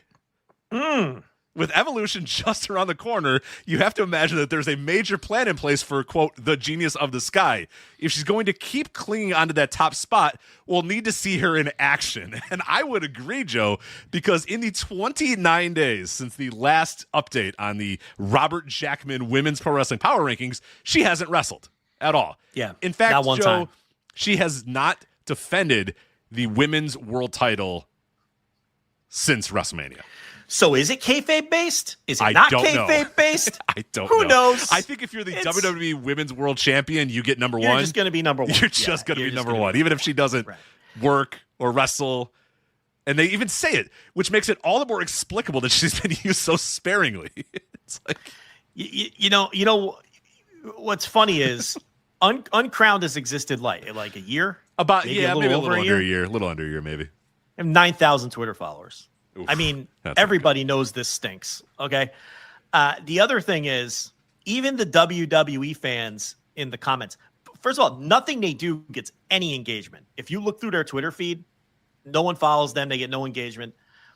But even the WWE fan, this is like these power rankings get the only minimal engagement they ever get is from these power rankings because people are suckers for power rankings. But even the engagement they're getting on this one from WWE fans are burying this Io Sky thing. You read some of these. It's pretty rough. Io Sky, who hasn't wrestled for several weeks, is back on top of this list. What a credibility these rankings have. Next guy. Io is absolutely great, but hasn't wrestled a singles match in a month and a half. They're all saying the same things you're saying. Like, she hasn't wrestled any matches. Joe, her last match was a tag match May 12th. Think of how many things have happened in your life since May 12th was the last time she's wrestled at all, and it was a tag match. Her last singles match was on April 21st against Stephanie Vakir on an episode of Raw. A woman who hasn't wrestled in 50 days, not her fault, by the way, is number one over a woman who won 2 world title matches last week. This makes absolutely no sense. It's true. If it's by kayfabe, it makes no sense. Here's another one. Crying face emoji, crying face emoji, crying face emoji. Oh, this is going to be a good one. Someone who hasn't wrestled in 3 months is number one. Crying face emoji, crying face emoji, crying face emoji. What has Io done? Did I miss something? Io Sky has not had a wrestling match in 44 days. She has not had a singles match in 51 days. Ariel Helwani's AI publication rules. Here's another one. I have to laugh. Io Sky hasn't done nothing in 2 months, and she is number one. And again, most of these people are WWE. They even think this is shit. Right. Even they're even like, what? Come on, Io Sky, what are we doing? Yeah, pretty brutal. But like look, we said, once you are the WWE Women's World Champion, you're just number one until you lose it. Yeah. So, and if you're the AEW Women's Champion, you have to move down 5 spots for some reason. So right. That's how. And if you hold 8 women's belts and main event tons of shows, you have to prove your worth to Tony Khan, who gave you an astronomical salary for some reason. Or you have to start touring CMLL. Once she loses it all in, she could tell Tony, I need better opportunities and a better spot. And Tony could say, I just have nothing for you. And then she can call Salvador Lutheroth and say, hey, you got some work for me? And he's going to say, like you said, we'll start you on the Tuesday shows. And if you get over, you might have a spot. We'll see if La Catalina can maybe give up a spot every so often to you. But the sick thing is she would love to work Guadalajara. She would actually love that. Yeah, she would love to work that loop, and she would do it. And so anyway, very silly. But this is exactly what they want to induce with these power rankings. They're getting more attention from us right, to a wider audience than they're probably getting themselves. Yeah. Right? Like that tweet has 16 likes on Twitter. That's bad. Thousands of people are going to hear this and that wouldn't have known about this otherwise. Right? So like your apprehension before we started the show was correct. You're like, Joe, I want to bury this, but that's exactly, they want us to bury it. This is the whole point of power rankings. When you see these sports power rankings, they always slip a dumb one in there on purpose. That's the point. They want everybody to identify the dumb one. Now, hold on a second. Dak Prescott is the 4th best quarterback in the NFL. Come on. Well, they're doing that. They did that for a reason because they want people like Rich Craich to fall for it. So shame on you, Rich. I mean, I really have fallen into the trap of the uncrowned. Yeah. Yeah. The moral of the story here is you just, you fell right into us. Yeah, you really did. There you go. I didn't look at the men's, and we've already given them enough. So I'm just going to close the window. Robert Jackman, women's power rankings. We'll see if Io Sky, the goddess of the sky or whatever whatever her nickname is in WWE, she can retain number one. But there you go. So that is the Uncrowned. And I think we can want to get to the main part of the show now, the real beef of the show. We didn't technically start the show yet. True. Two of these were on the run sheet. The Saree versus Syuri match and the El Desperado Jun Kasai were technically on the run sheet, but everything else that we've previewed or told or advertised that was going to be on the show has not been talked about just yet. WWE Night of Champions. Okay. Well, listen. The chat wants us to bury the men's. I think we have to give them what they want. I have a hard out. I'm looking at the men's. I see a very obvious area where I can bury Robert Jackman or whatever his name is. Robert Jackman. Robert Jackman. Yeah. All right. I don't see the consistency. So Jackman moved Naomi up 8 spots. Correct. For winning Money in the Bank, right? It's a pretty big jump. Because she became Ms. Money in the Bank. Yes. Well, in theory, earned a title shot. Correct. Right. What did Hangman Page do when he beat Will Ospreay within the last time frame? I guess he got a title shot at the big stadium show that they have coming up. So he moved up 8 spots too, right? No. What happened with Hangman? No, he went from 4 to 5. Oh, he moved down a spot. Oh, okay. He moved down. Yeah, but let me read Robert Jackman's thoughts here. Okay. It's a beautiful sight, isn't it, watching a babyface in the final stages of their ascendancy? Those are the slightly pretentious words I wrote about Will Ospreay ahead of his assumed victory at AEW Double or Nothing. You're a dope, dude. What are you talking about? But it's credit to Hangman and AEW that they fit just as well as Mr. Page heads into his career-defining title match at All In after a surprise win over Ospreay. When it comes to dethroning Jon Moxley, Tony Khan clearly chose his loyal soldier for a reason. Next month, we'll see whether that was the right decision. So let me get this straight. You win Money in the Bank and earn a title shot. You move up 8 spots. You win what was realistically the main event, semi-main event of one of the greatest pay-per-views of all time to earn a title shot. You move down a spot. You do. But I just don't. I want to get into the mind. Here's why, Joe. They had to find a spot for their new number 4, Sami Zayn. Here's the quote on Sami Zayn. I love the first line is so great. He may have been eliminated in the semifinals of the King of the Ring. Okay, then what are we doing here? But also, so he lost his tournament. He lost his tournament in the semifinals. Yeah. And he went from unranked to 4th. Right. But all signs point towards Sami Zayn being the man who will get his kingdom in the long run. There's only one of us that has never won the world championship, said the man himself on last week's WWE SmackDown, delivering the sort of line that may as well be a spoiler. With the Royal Rumble heading to Saudi Arabia for the first time in January, the Arabic-speaking babyface has to be a firm favorite to get the main event treatment. Hold on a minute. Well, I'm leaving that one alone. I'm leaving that one alone, but wait, he's number 4 because in January, maybe in Saudi Arabia, because he speaks Arabic, he will be in the main event. That's why he's number 4. Right. Yeah, just no. Why don't these sites? Why don't they just drop the pretense and just do WWE talk? Right. Why don't they just cover WWE? Here's another fun one. Chad Gable is number 10. Gable, yes. All right. I have nothing against Chad Gable. Chad Gable, during the marking period here, as it is, lost to Vikingo, right? Correct. At Worlds Collide. Right. And then Vikingo won his rematch against Alberto El Patron during the mark.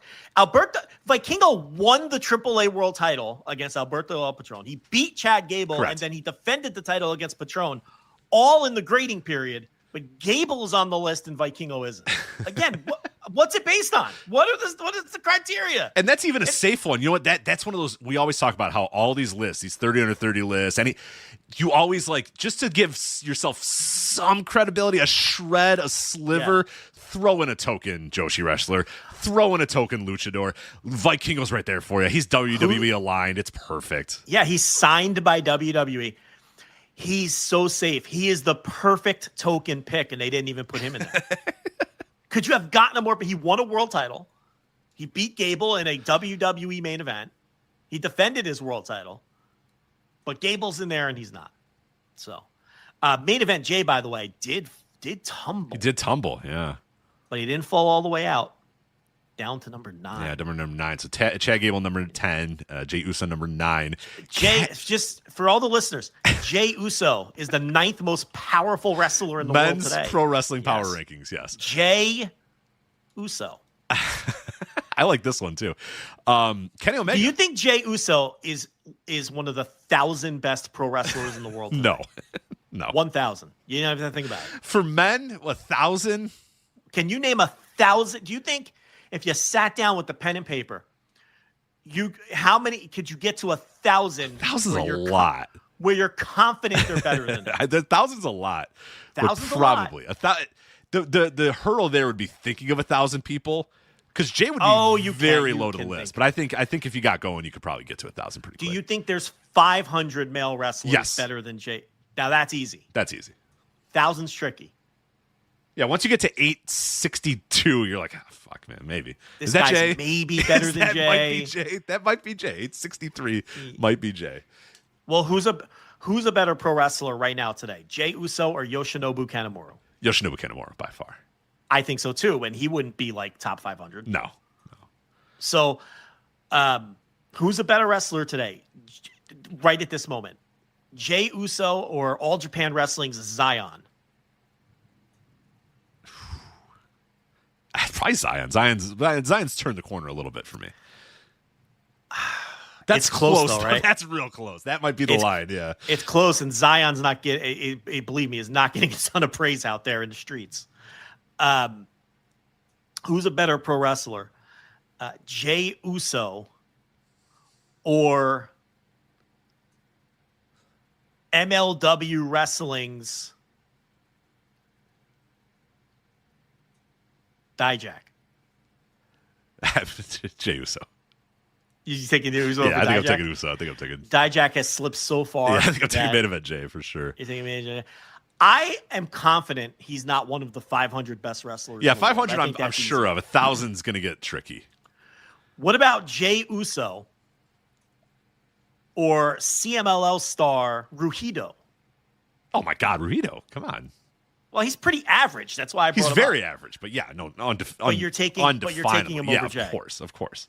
Because Ruhido is like the Jag of all Lucha Jags. Correct. So but he's still better. That's why he's still better. I could have went with Magnus, his partner. I mean, they're both. I love that team, but they're Jags. But you take them both over Jey Uso. Yeah, I think pretty comfortably. Who's a better wrestler, Jey Uso or a wrestler Rich Craich hates? Neon.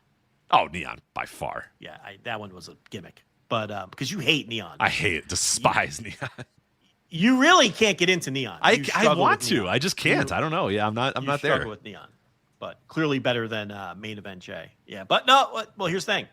He's actually the 9th best wrestler in the world. Rich right. Craich. So there are 10. There are 8 better than him. 8 Kenny Omega, who wrestled one match in the entire time period, the Fyter Fest 4-way. But yeah. Anyway, Gunther. Well, that's the men's list. Oh, we're still going. No, I'm done. Gunther number 7, Seth freaking Rollins number 6, Hangman Page number 5. We talked about that. Sami Zayn number 4. You might be wondering Cody who number Rhodes 1 is. took a big jump. He went up 8 spots. Did he also win a Money in the Bank? No. Oh, Seth Rollins did and moved down 3 spots. Correct. Naomi won and moved up 8 spots. Correct. Okay, makes sense. Well, CM Punk made a big jump. He was number 8. Now he went to number 2. Well, when you get put through a table and get called a fraud by John Cena. Sir, that was a Slim Jim table. Please respect the pronouns of the table. Do you have to say Slim Jim? Yeah, we're contractually obligated. Okay. To respect the pronouns of WWE's new Slim Jim's table, Fireball ladder. Yes. What's the dopey injury attorneys that they have? It's like Marshall and Marshall or something like that. Oh, they have their ambulance chasing sponsor. I forget the name of. Yeah, it's something. It's something. I forget what they exactly sponsor, but you got to respect. Yeah, right. You got to. I have a heart out. We got to get. Yeah, we got to get going here. All right, let's go. Speaking of going through a table and getting called a fraud, WWE Night of Champions 2025 coming June 28th from the Kingdom of Saudi Arabia. Maybe we think sort of. Given the week's events, it was touch and go there for a little bit. I guess, but they're going to be there, I guess. We'll see. There's a ceasefire. Yes, there Tap is. the sign. Tap that sign furiously. I am tapping that sign. So presumably the show will happen on June 28th without any issues whatsoever. But well, all right. Well, we'll see about that. We'll see. Yeah, I'm sure. Now, listen. All joking aside, I hope there are no issues whatsoever. Correct. Let's just hope that we can get in, have our little fake fights, and get the fuck out, and everybody's safe and all that. Let's get that out of the way. But it appears to be full steam ahead. So correct. So the main event of that show, of course, is going to be, and you mentioned the angle there right at the top, undisputed WWE title match, John Cena versus CM Punk. So Punk appears to be getting on that plane now. Hell yeah. Will he be on that plane, or you think, like, is there any chance he's not on that plane, or is he on that plane? I guess there's a chance he's not on the plane. Well, we know until he touches down and there's a photo in the Kingdom of Saudi Arabia. I want to ask you a serious question. Is he going to be safe there? Like him personally? That I don't know. Blood money covered dick? Blood money covered dick? Yeah. He's telling people to suck blood money covered dicks and, blood money, and now he's going over there. Yeah, they're and if you want, they're very aware of their reputation in and very touchy about it. And they are, yeah. Is he going to be personally safe there? I think it's a legitimate. I'm not doing a bit. I think that's a legitimate question. If I were him, I am not going on that plane.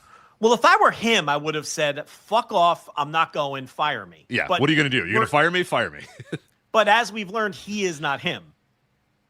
Don't need to go down that road again. But if he does get on the plane, is he safe there? To me, I've been thinking about that. I don't. I'd be a little worried. I mean. I would assume that WWE would make sure that all their talent is safe, but yeah, you never. I mean, yeah, you can't. It's a weird regime. And if you wonder why we're being weird about it, look up what they are aware of what people say about them, and they don't love when you cross them. Things you can Google. Yes, you can Google that if you'd like. So I don't know. We'll see, but. Obviously, Cena retains, right? I mean, oh god, yes, yeah, of course. This has to end with Cody.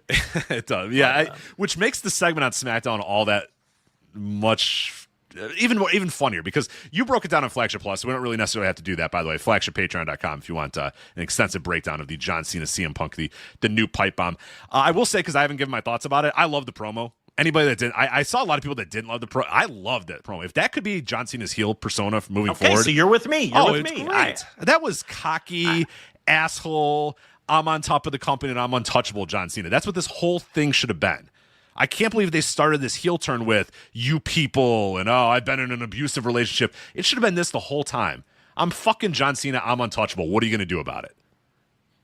And that's what this was. This promo was, I'm going to do whatever the fuck I want. You're not going to cut the tape. You're not going to send anybody out here. You're not going to tell me I can't do this. I'm John Cena. I run this shit, basically. Now, are you also with me? I thought they were pretty cowardly in using stand-ins for Colt Cabana and the Young Bucks. Or a little bit. Not naming Colt Cabana or Hangman Page or the Bucks directly. And also, a little cowardly for not going all the way. Why don't you bring up workers' rights? Why don't you bring up things that we really know legitimately have gotten into that have grinded Punk's gears? But see, Punk is like, he's willing to go to a certain length to look for that heat, but he still is Punk, right? Do we know, I guess my one question to you would be, do we know if possibly there is some sort of legal thing that we can't necessarily go that far? Well, you could say the name Claudio Castagnoli, but you can't say the name Matt Jackson. I wonder if maybe you can't. Yeah, that's. I'm asking you if maybe that's a possibility. I'm not a lawyer. My answer, as a total layman, would be no. Why can't you say Nick Jackson to CM Punk? Well, is there something that was signed? And again, I'm not hinting towards anything that I know. I have no clue. Okay, so you're saying since Punk was in the segment, maybe Punk himself signed something as part of the NDA where he can't reference them at all. Right. And that would be flying too close to the sun. Where AEW and their lawyers might say, okay, look, this is a segment involving this man. You're naming. And he promised not to name them. Right. You could be, okay, from that angle, you might be on That's what I thought of. And I don't know if, again, I have no idea. I have no inside knowledge of this. I do know that obviously some sort of legal language was signed and agreed to between the two. And I do wonder if that was WWE and John Cena and even CM Punk saying, look, we can let's wink, wink, nudge, nudge it as much as possible. And we can give the aura of, because obviously, Claudio, Matt, Nick, we know who that, CC, Matt, Nick, we all know who that's referencing, but let's go. I know people were saying that. Well, we all know, like, deep. Like, it was obvious, I thought. No. See, I know people think that, but then it came out later. Someone dug up some video before the John Cena Rock WrestleMania where Punk was against The Rock coming back for that and taking a spot. Yes. Well, in that, can you imagine? He's in that video clip. He's wearing a Claudio Castagnoli shirt, and he says that Zack Ryder and who's the third person I'm forgetting in the promo. Dolph Ziggler. Yeah, he says people like me, Zack Ryder, and Dolph Ziggler should all be annoyed that The Rock is coming back. So it's more likely that Cena referenced those three people because that's who Punk referenced in that promo 15 years ago or whatever. Not that they were stand-ins for Colt, Matt, and Nick because of the shared first names or whatever. Yeah, I don't know. So I thought it was a little too...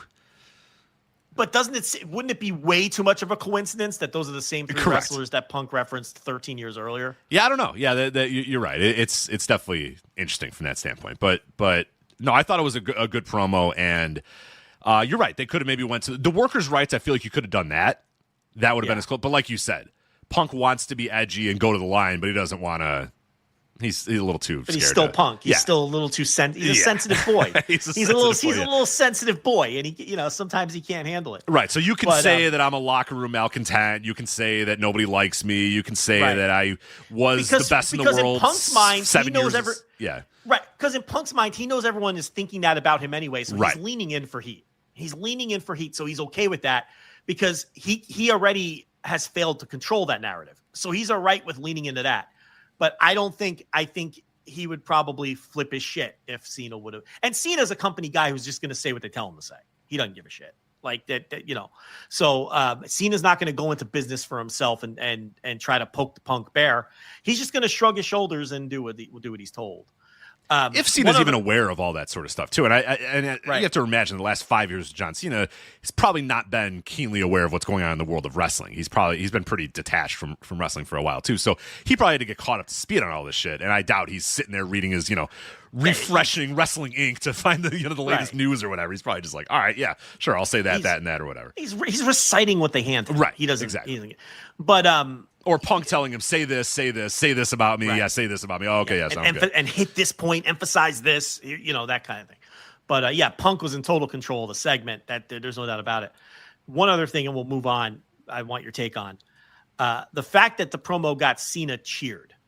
Now, my stance on that is I don't think WWE gives a shit about face-heel dynamics. Roman Reigns was a heel who got cheered for 2 years. And Seth Rollins just turned heel, has a new stable, and comes out with his music, and the crowd sings along and cheers him the entire time. They don't care. It's just all about They just want reactions. They want superstar reactions is all they give a fuck about.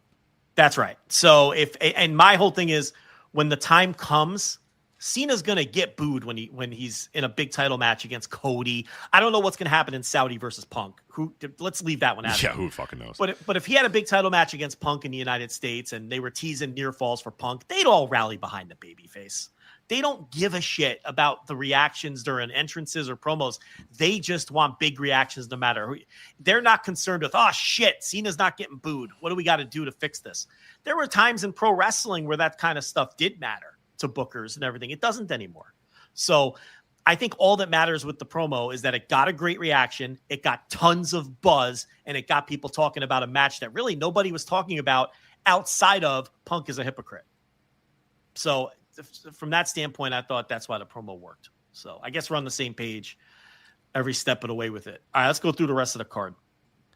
All right, Jacob Fatu versus Solo Sikoa for the U.S. title. By the way, this card is better than most WWE normal Paul Levesque pay-per-views. This one's actually pretty decent. Randy Orton versus Cody Rhodes, King of the Ring final. Well, they're paying $50 million or whatever give him a for pretty it. good show. They got like 7 matches, some big stakes. Like, it's just kind of funny. He probably submitted a 3-match Levesque special, and they were like, no. Yeah, we're not paying $12 million a match. We're getting King of the Ring. We're getting Queen of the Ring. We want both world titles. We want the U.S. title. You know, I mean, there's a lot there. So, again, U.S. titles: Jacob versus Solo Sikoa, Randy Orton versus Cody Rhodes in the King of the Ring finals. Asuka versus Jade Cargill in the Queen of the Ring finals, Rhea Ripley and Raquel Rodriguez in a street fight. Then, of course, Sami Zayn versus the big-time superstar, Karrion Kross. So the big talk here is a lot of people think this is the Karrion Kross write-off because he has about a month left on his deal, and there is no word whatsoever that they're even negotiating with him. Now, if this is all some kind of elaborate work and he's really re-signed already, who knows? That's entirely possible.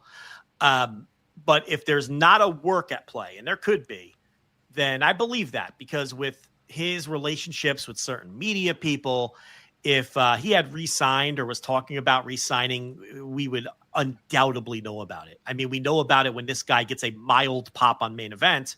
We would know about it if he was renegotiating his contract. So, but it's kind of weird that they would put him on a pay-per-view right before he exits. As we've discussed a million times, we're kind of past the era where people job on the way out. But, so who knows? That's one reason to keep your eye on that match, though. For sure. He could be finished. And, I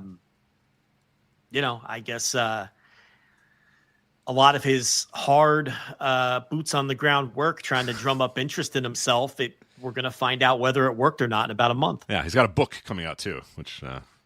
Oh, all right. I'm not going to rush down to my B. Dalton for that one, but maybe, maybe you will. B. Dalton. They sent us a email, and I sent it around to people if anybody wanted a review copy, and nobody really jumped at it. So I can try to get you a review copy, but I know you like to support workers, so I'm sure you'll go out there and buy a hard what is cover. That?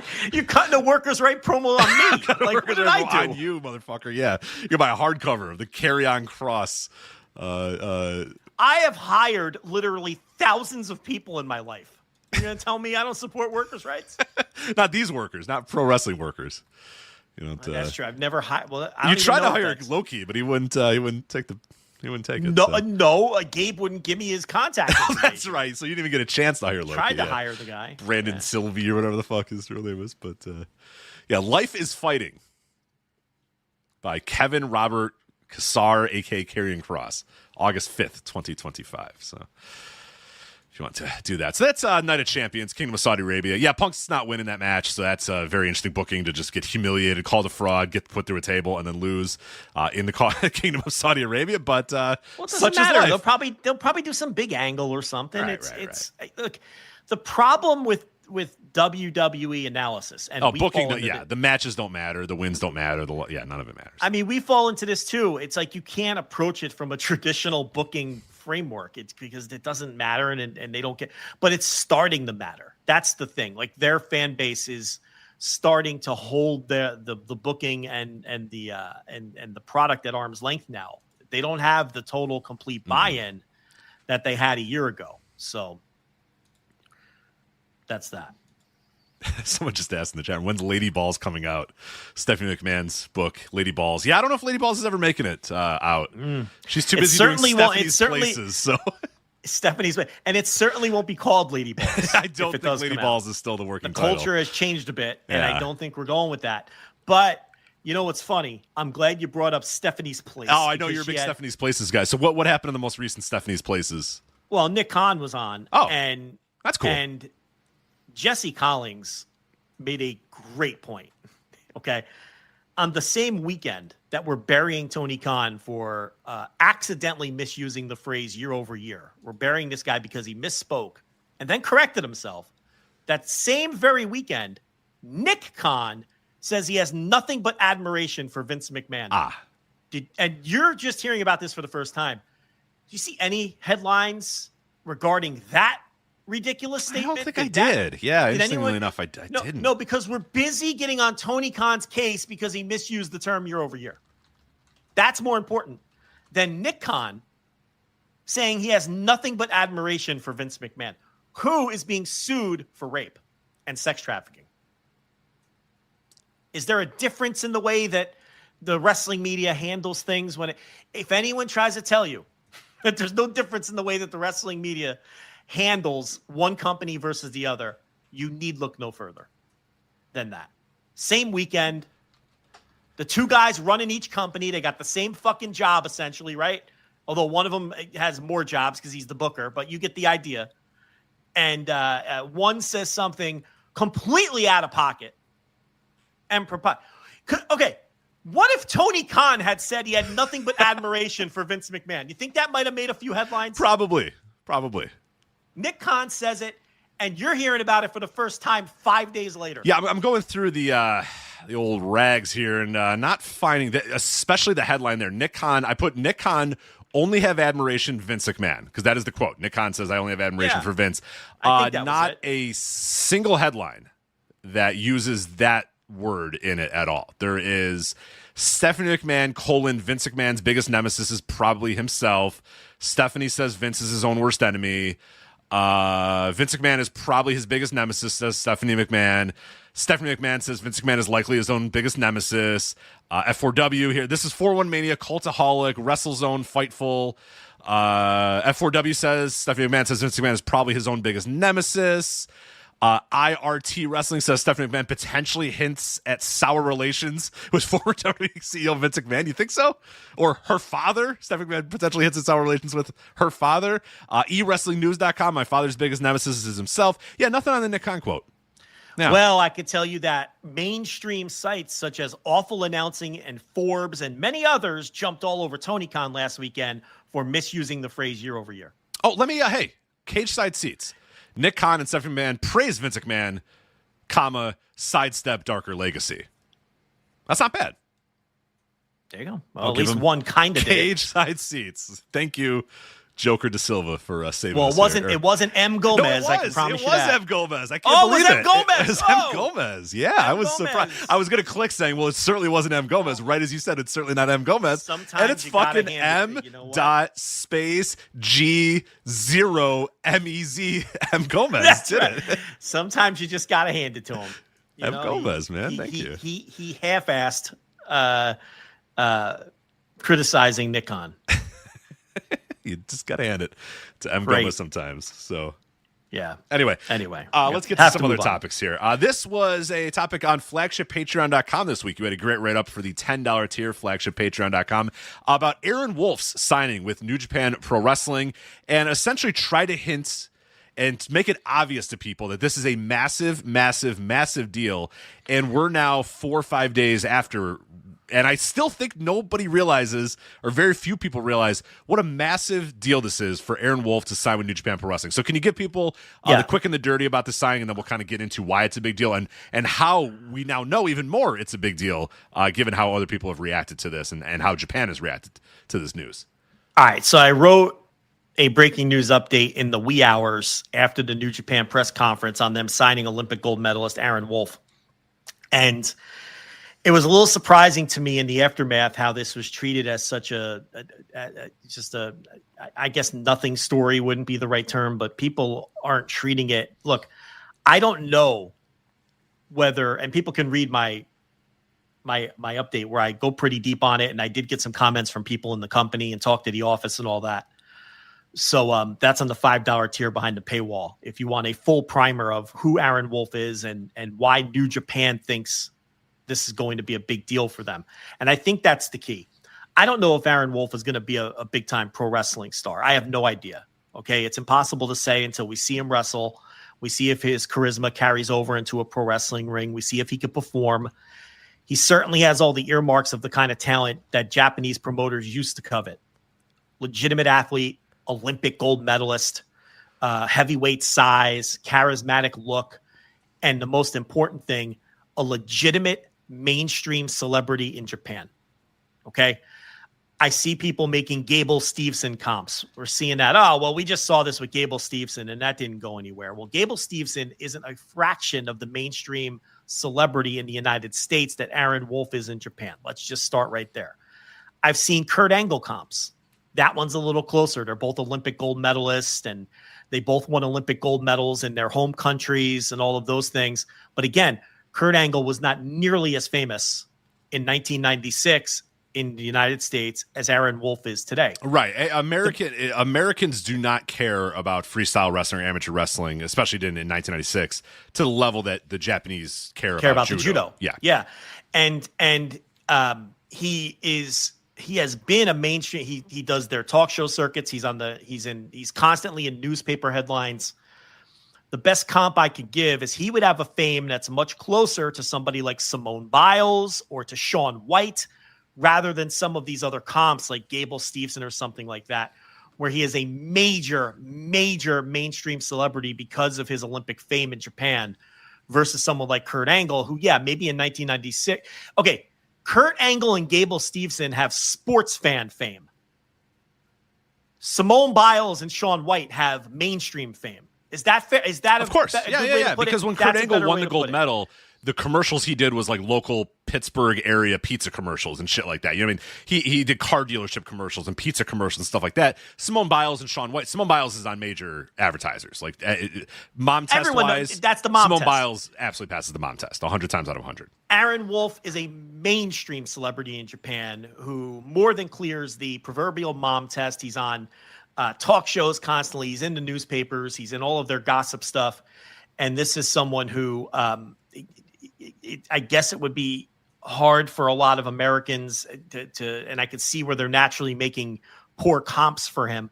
But that's why New Japan feels like this is a major, major coup and a major signing, and someone who they are clearly banking on to potentially be a game changer, because you don't roll out a press conference of this magnitude with Hiroshi Tanahashi and Takaaki Kadani if it's just some guy that you're adding to the dojo.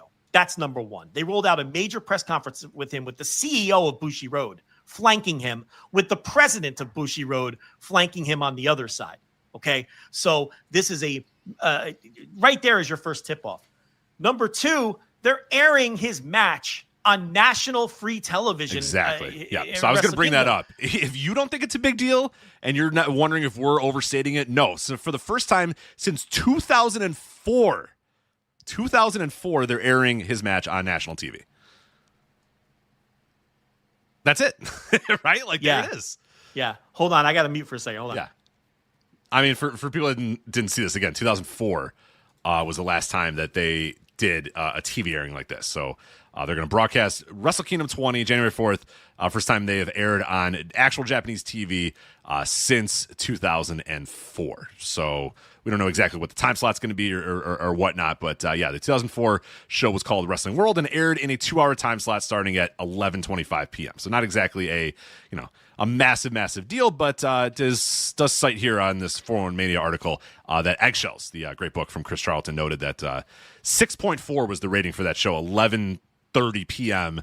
in 2004 when the Wrestling World show aired. So it got a decent rating then. Who knows what it's going to do now? But the fact that they haven't done it in all of what New Japan has been, in all the comeback and all the rise of New Japan over the last 20 years, these TV stations have not wanted to air Wrestle Kingdom, but they now want to air Wrestle Kingdom this year, and they did it exactly because of this guy.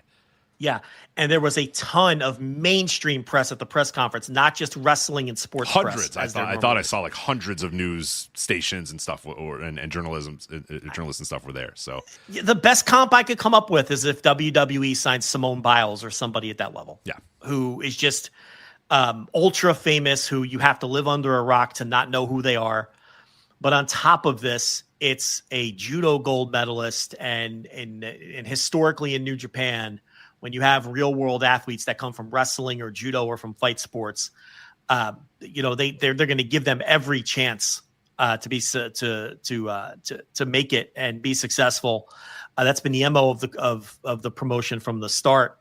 And this guy, that's the three key things. Press conference flanked by Kadani and Tanahashi. That's number one.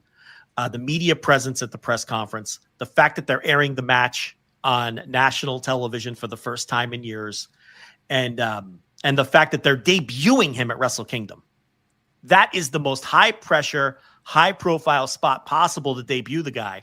So they obviously believe in him.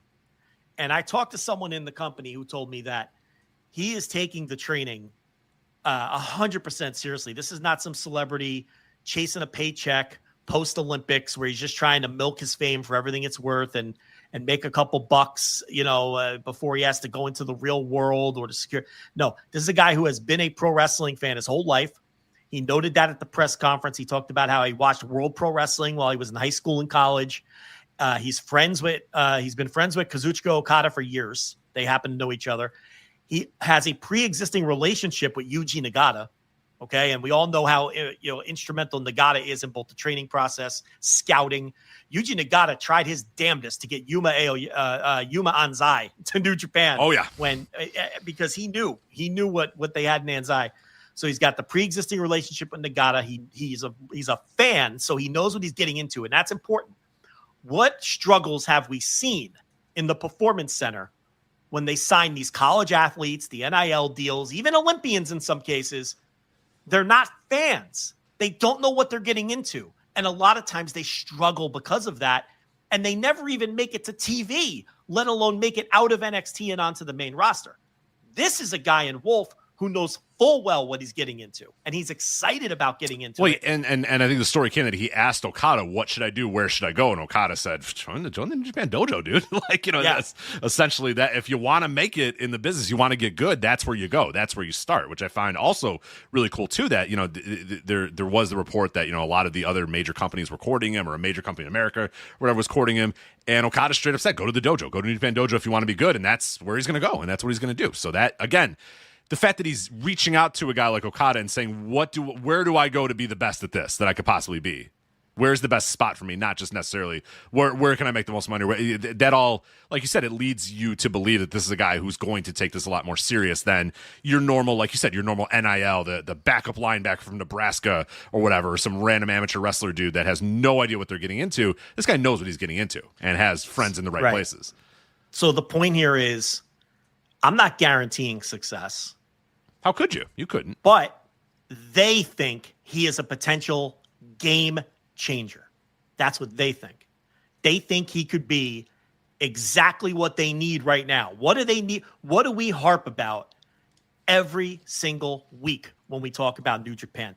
They don't have an ace. And there is no ace on the horizon. This guy, if he hits big on January 4th, can change the trajectory of the promotion and get them back on track. Because he's going to have the entire country watching him, mainstream eyes. And if he's good at this, and he has a crowd connection and some bell-to-bell charisma, and he can go, he is guaranteed to be a star because they're going to push him to the fucking moon. Yeah, he's 29, by the way, for people that don't know. He's 29 years old. You're getting your rocket pack that you've been screaming for New Japan to strap to somebody. He's getting it. He's getting the rocket pack. Again, I'm not guaranteeing a thing. What I'm trying to express to our listeners, what I'm trying to emphasize to our listeners, what I'm trying to plead to our listeners is, do not think this is some run-of-the-mill hiring. They think this is the dude that can take them for the next decade. So this is a very, very big deal. It could absolutely flop. I have no idea whether he's going to flop or succeed. But what I do know is internally, they think they just changed the trajectory of the company and found themselves their next ace for the next decade. So that's why this is a far more significant story than people are treating it. I was a little surprised at how much this was being downplayed around wrestling media. It's essentially been a footnote in most places. Even Dave Meltzer, who I think we all know what he thinks. He loves these Olympic gold medalists, these Olympic wrestlers, these judo. He loves that shit. He did a little piece of audio on it, and I'm sure he's going to write about him if he hasn't already. And I did see him tweet that no, this is kind of a big deal. But I think even I expected more out of Dave. It was understated. When it came to this. It was understated for sure. And he's probably the largest proponent of this. Is a huge story. Whether it works out or not, it's a huge story. Because if he flops, it's a huge story. But this is not some guy they're going to debut and he's going to be working undercards with Yujiro Takahashi. They're going to, unless he really stinks. But they clearly are confident that he's not going to. And I know he started his training about a month ago, so they have gotten a look at him. I don't know if they do all this pomp and circumstance if they were worried that he doesn't have the instincts. Yeah, I would assume that if he's already trained a little bit, that they say, okay, do the press. I mean, they ask Yuji, hey, do the press conference, and Yuji probably says, yeah, do the press conference. This guy's the goods. Like, I'd imagine he's got to have something. Like, there's no way they think he's a dud, and they went out there because you would tell. I mean, people always say, oh, you got to give people time. I think you can tell pretty quickly if someone's going to get it. Now, are they going to become great or not? You don't know that just yet. But I think you could know, is this person going to absolutely suck or does this person have some potential? I feel like you can figure that out pretty quickly in training. A month in, I think a Yuji Nagata can tell if a guy's got it or not. Well, if he's a prodigy like Kurt Angle or Jun Akiyama or, then you know. It doesn't like Yuma Anzai.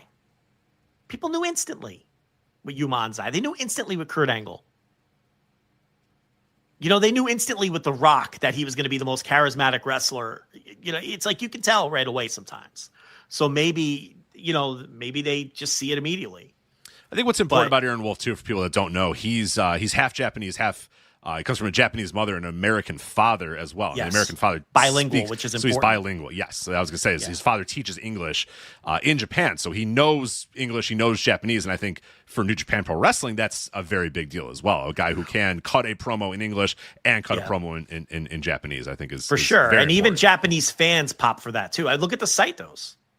That was part of their whole appeal when they brought those guys in, that they were bilingual and multicultural and all of those things. And they sent them to Canada for our northern, the Buffalo area, right? Yeah. For their excursion.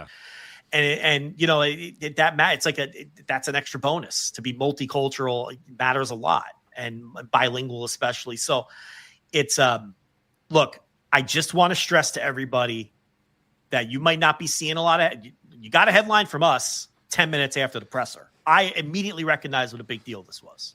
Okay. Because it is a big deal. And there's just, I think, a lack of understanding, I think, from a lot of the American reporters and American sites. And that's to be look, they focus on America. I get it. But I'm going to stress to my audience, this is a really big deal. This is not just some random dojo entry. Trust me on this. And they're really banking on this one. I'm going to tell you another thing. I don't think he came cheap either. That's the other thing. I would guess not, no. So this is also a situation where you sign a major free agent, and look, you're not benching them no matter what. They're going to have to be on the field, is the point. If you're a sports fan, you understand that. So, he's getting at bats, and he's going to bat third or fourth. In the That's lineup. right. He's in the top half of the lineup. He's going to sink or swim. Yep. That's right. He's going to be in right field every day, and because the owner's paying him, X amount of that's exactly what this is. So we'll see, but it has all the markings of something that could potentially be a success, because I always lean on the side of people who want to do it more than, this is a path to keep my right. This is the last thing I can do. I'm done as being a college athlete. I'm done being an Olympic athlete. This is the last thing I could do in my life. Yeah, this is in front of a crowd. It's exciting. It prevents me from getting behind a desk. Right. Those people struggle. You'll get your occasional Bianca Belairs or whatever, but so many of them never get anywhere. There's a guy who loves wrestling as a fan and has always wanted to do it. And in fact, at his press conference when he retired from judo earlier this month, they kept asking him, don't you want to coach? Don't you want to stay in the sport? And he was like, no, I'm not staying in judo. I have no interest in coaching. My judo career, it's a clean break. This guy could have got a coaching job anywhere in the world to coach judo. He's an Olympic gold medalist. And he told them, he said, stay tuned. I got another thing that's coming. So this has been in the works, because he hinted at it as presser. He hinted at it on the talk show circuit, because he does the daytime talk show circuit. Again, mom test. This is a real celebrity. So, I saw a thread, just in our haunts, I saw a thread on the Observer board where someone actually posted our article. They posted the article I wrote. And, the comments are just, who cares? Gable Steveson, blah, blah, blah. Oh, great. New Japan signed a white guy, another white shooter. All kinds of just, it's like, all right. I can't, you can't save everyone, but people just don't seem to understand the size and scope of this signing. And And the other thing is it didn't come as a big surprise. People in Japan have been waiting for this announcement. They kind of suspected. Western New Japan fans who are locked in and follow what's actually going on in Japan have kind of suspected this was coming. And when they announced this press conference, and all of our usual haunts, people were like, "Oh, this has to be the Aaron Wolf thing." An hour or so before the. Meanwhile, on American Twitter, it was, "Oh, WWE must be buying New Japan," and then these people were actually disappointed when that wasn't the story.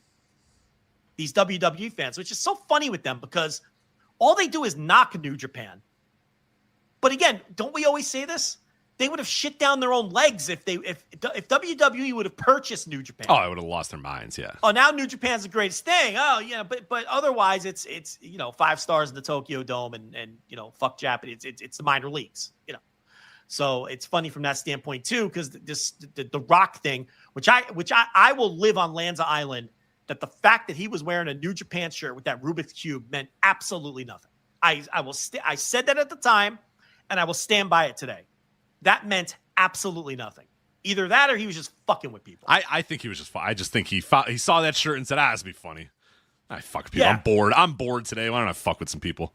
That was either the shirt he happened to be wearing that day or what you're saying. He said, I'm going to do this thing. You know what? Let me fuck with some people. I'll put the New Japan shirt on. But I at the time, I didn't think it meant anything. And I think it means, and the further we get removed from it, I think it's obvious that was The Rock being silly on social media. But people are they're just convinced that something's coming down the pipe. And I just don't think it is. But maybe one day I'll have egg on my face. But I don't get the sense that I still don't think that meant anything. No. But anyway, that's Aaron Wolf. All right. Since we're in Japan, let's talk about this All Japan June 18th show, a Triple Crown title match. Jun Saito defending the title against Hideki Suzuki in the main event, 1,196 in Korakuen Hall for this show. As we said, Jun Saito versus Hideki Suzuki in the main event. And Joe, I got to tell you, I am a full-fledged Hideki Suzuki pervert. I love this match. It is one of the best Jun Saito title defenses he's had in a long time. This was really good. Man, how did this happen? How did we become? Is Hideki so different than everybody else now that we've kind of because he was serious here. He's slapping, they're kicking, they're punting. I mean, they're beating the hell out of each other in this match, and they're grappling, and then it breaks down to just a strike battle a little bit. And Hideki brought a lot out of Jun Saito that we hadn't seen in a while. I was just blown away by how much I love this, which is probably a good contrast to how much I disliked the undercard of this show and how much I dislike a lot of what's going on in All Japan right now, especially the semi-main event. I did not like that match either. But Jun Saito and Hideki Suzuki, I loved it. What do you think? Yeah, so I thought it was a really good match. In fact, I thought this was a really good show. And I have been down on All Japan, but I really enjoyed this show top to bottom. And the main event I thought was excellent. One of the best Jun Saito matches of this run. Suzuki has been one of the highlights of the promotion over the last several months for me, which, if anything proves that this is not a show where the heels get dug in on things, then nothing will ever prove it than the praise that we've, I call it like I see it. And I will always call it like I see it. Now the show drew 1196. They are, that's in line with what the Champion Carnival shows did in Korakuen, but they're down from the start of the year. Now we'll throw out the New Year's show. That's always a little something different, but the show in February and the show in March were more in the 1,300 range, creeping up towards the 1,400. Well, 1,276 in February and 1,355 in March. Both of those shows were headlined by Saito tag team title matches. They always headline this building with the Saitos now. So their tag matches, for whatever that's worth, seem to have drawn better than the Carnival shows now, which were all in the 1,100 range like this show. Now, Hideki Suzuki has never been a draw. We know that historically. But, so it's more in line. Now we'll see if they whatever match they're going to do next, whether it's Davey Boy Smith Jr., Yuma Aoyagi, somebody else came out too. I can't remember. They had 3 different guys come out. Oh, it was Ruki Honda, but I think he was just goofing around. I don't think he was making a title challenge. Not so fast. Was it a title? Is that the next match? That is, yeah, July 21st. Jun Saito versus Riki Honda. Oh, for fuck's sake! Then why'd they have Davey Boy and Yuma Aoyagi go out there first and do a promo battle? On July 21st, Yuma Aoyagi and Davey Boy Smith Jr. will face off, and the next guy gets the title shot. So those two guys come out. And all they get is a number one contender match, and then this fucking clown comes out and does comedy, and they give him the title match. He steals the pastries or whatever the fuck that Jun Saito likes to eat after these matches, and then he steals them, and that gets him the title shot. Well, they gave him a bunch of we talked about this because they gave him some big wins in the Champion Carnival, so I'm not totally surprised by this. What I don't like is how they went about getting to it, but, whatever. But we'll see how the next – now, I would keep an eye on the next couple Korakuen shows because – have we now dropped the level where we're drawing a couple hundred less now with this title reign? Or are we going to get back to doing 1,300, 1,400 if it's someone other than Hideki Suzuki, which would be very funny, by the way. And don't think I wouldn't bring that up and beat that dead horse again if that happens. But we'll see, right? Either this is where they live now in the 1,100 range or 1,100-1,200 range, or if we get back to the 1,300, 1,400 range. I mean, I know we're only talking about a couple hundred fans, but when you're a promotion at this level, which is going to live and die by every ticket sold, and this is where you run all your big matches, to me, it's noteworthy that you're drawing 200 less fans than you were 4 or 5 months ago before the Champion Carnival. But yeah, it was a good match. I guess we're getting Honda next, and then either Davey Boy or Yuma Aoyagi after that. And we've talked about this, but Yuma Aoyagi would be a repeat defense. Davey Boy is who he beat for the title. So we're running out of challengers. Yeah.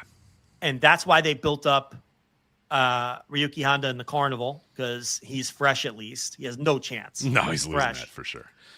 And then from there, we're going to start repeating guys until Saito loses. Now, if these Korakuen stay at this level, this might be the time to start thinking about taking it off of him and maybe try to drum up interest in another way, either him as a chaser or have his brother, or whatever you're going to do. But yeah, setting the business aside, like you, I really did enjoy the match. Yeah, I just think Hideki is very. His work's just been good. I don't know what to say. It's just been good and it's been pretty dynamic. And yeah, June, I was really kind of worried after the Saito versus Saito match, which was a total bomb a couple of weeks ago. So watching this, I was like, oh man, okay. Because I do still think Jun Saito has a lot of potential and he's really good. He just needs to be in there against the right opponent. And yeah, this Hideki Suzuki match was definitely that. So yeah, as I mentioned, Jun Saito versus Riki Honda on July 21st. And then after the match, Honda comes out, steals his pastries or whatever the fuck he eats. I don't know what it is. And then Davey Boy Smith Jr. cut a promo and said that title needs to come back where it belongs, around my waist. It's like, all right. And then Yumi Aoyagi came out, and I don't know what he said, but yeah, Aoyagi versus Davey Boy Smith Jr., July 21st. So boilerplate with Davey Boy, right? Like, I know. He just gives the most generic boilerplate promos, kind of like his generic boilerplate matches that he just like everything that he does. Everything that Davey Boy Smith Jr. has done since the day he debuted in professional wrestling has been very boilerplate and let me tell you something, though. This is a guy who has managed to find a steady full-time paycheck in pro wrestling outside of WWE or AEW, though. And there's not many people who have been able to do that. So so give him credit for that. Definitely. But it wasn't talking me into the building with no, definitely not. Saito. No. I want that title where it belongs. Around my waist. Yeah, the most generic baby's first indie promo ever, like when you're getting a title shot. Belongs around my waist. He even did the belt motion with his hands. Yeah, it just did the thing with his hands. You're not sure where I meant that belt should go, right here. Right here. Yeah. This is where it's supposed to go. Yeah. So there you go. Anyway, I thought this, the opener was a nothing match with the other Aoyagi, Saito number 2, and Takuya Nomura over Davey Boy Musashi and Shota Kofuji. Pretty weird that Davey Boy was going to come out and challenge later, and he was on the losing side of a match. Haven't pinned somebody, right? Haven't pinned the other Aoyagi, right? Yeah, I mean, but they had I think Saito number 2 scored the fall, right? If I'm remembering correct. I just watched this like 3 hours ago. I think that's right, yeah. But that was a nothing match. I only thought there were only 2 matches that I thought were. Anyway, the next match I loved. And this was, and I have a clarification here from something I talked about on Flagship Plus. So this is Baka no Jidai, who Suwama talked about, and I talked about that story on Flagship Plus. I'll get to that in a second. So it was Fuminari Abe, Hikari Sato, Siego Tachibana, and Yuko Miyamoto, along with Kengo Mishimo. And they beat Suwama, Zion, Shotaro Ashino. Shotaro Ashino and Zion have been teaming together. Dan Tamura and Ryu Inoue. First things first, I thought Ryu Inoue was the star of the match. I know he took the fall, but he showed so much fire, and I really think he was the standout of the entire deal. The match rocked. I loved this match. And typically I don't like crowd brawls, but this just had a heat and an energy to it. And maybe it's combined with Suwama's comments after the show. So when I talked about Suwama and his comments on Flagship Plus, I had not watched this show yet. I was not aware that he was on the opposite side of Baka no Jidai. I thought he was teaming with those guys, but he fought against them on this show. So when he made those comments toward that unit, and when he made those comments toward Hideki Suzuki, I thought he was rallying the troops and wanted to join up with them and take on the rest of these goofballs in All Japan and bring a more serious tone to the company again. What I didn't know is he did not team with them, and he's against them now. So when he said it's the era of idiots and all that, which is what Baka no Jidai translates to, and he said we have to eradicate them, we have to take them out, he meant them. He meant those guys. He meant Funori Abe, Hikaru Sato, Tachibana, and Miyamoto, yeah. I thought he meant I'm going to team with the era of idiots and clean up All Japan. No, he's mad at those guys. I was confused because the last time he was in All Japan, he was teaming with Hideki Suzuki. Well, it actually works a little bit better with him with this because he's with, honestly, I'm for it. If he's with Dan Tamura and Ashino and Zion with his face paint, I could get down with that. I could get down with that unit. That's not a bad unit. Yeah, so remember he was doing like the We Don't Get Along tag team with Hideki Suzuki before he left the company. And his little evolution promotion or whatever he's doing, it's just failing miserably. It's drawing poorly. You don't even hear about that thing. That's zero buzz about any of that. Well, John Carroll gave me some help with this. Now, the thing about the promotion is it's drawing poorly even in like Shin Kiba and the smaller, like the tiny that's buildings. not good. Or what is drawing poorly in Shinkiba? Is that like 50 fans? Like I was gonna say double digits. Like we're talking. It only does like 200-300. That's what I'm saying. So doing poorly is like 50 to 80. Has got to be doing poorly there.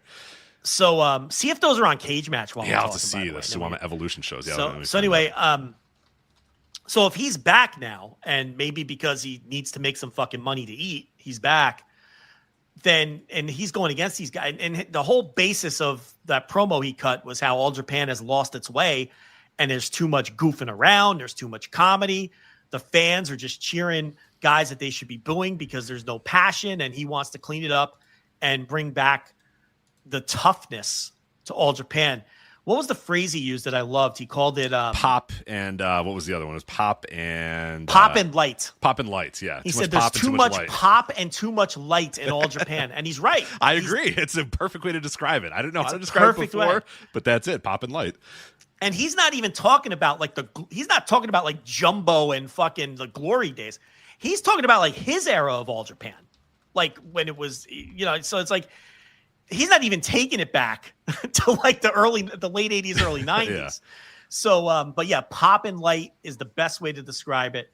And, I guess he's split from Baka no Jidai now. And that it's actually a little undercard program that I'm interested in because it kind of rallies around some of the ideas that I've had about the promotion lately. Did you find any of that attendance? Yeah, so they're dire, but they're maybe not as dire as we thought. So Evolution, they do them in like volume. So they're like Gleet or whatever. They do volume. So volume 33 was April 28th.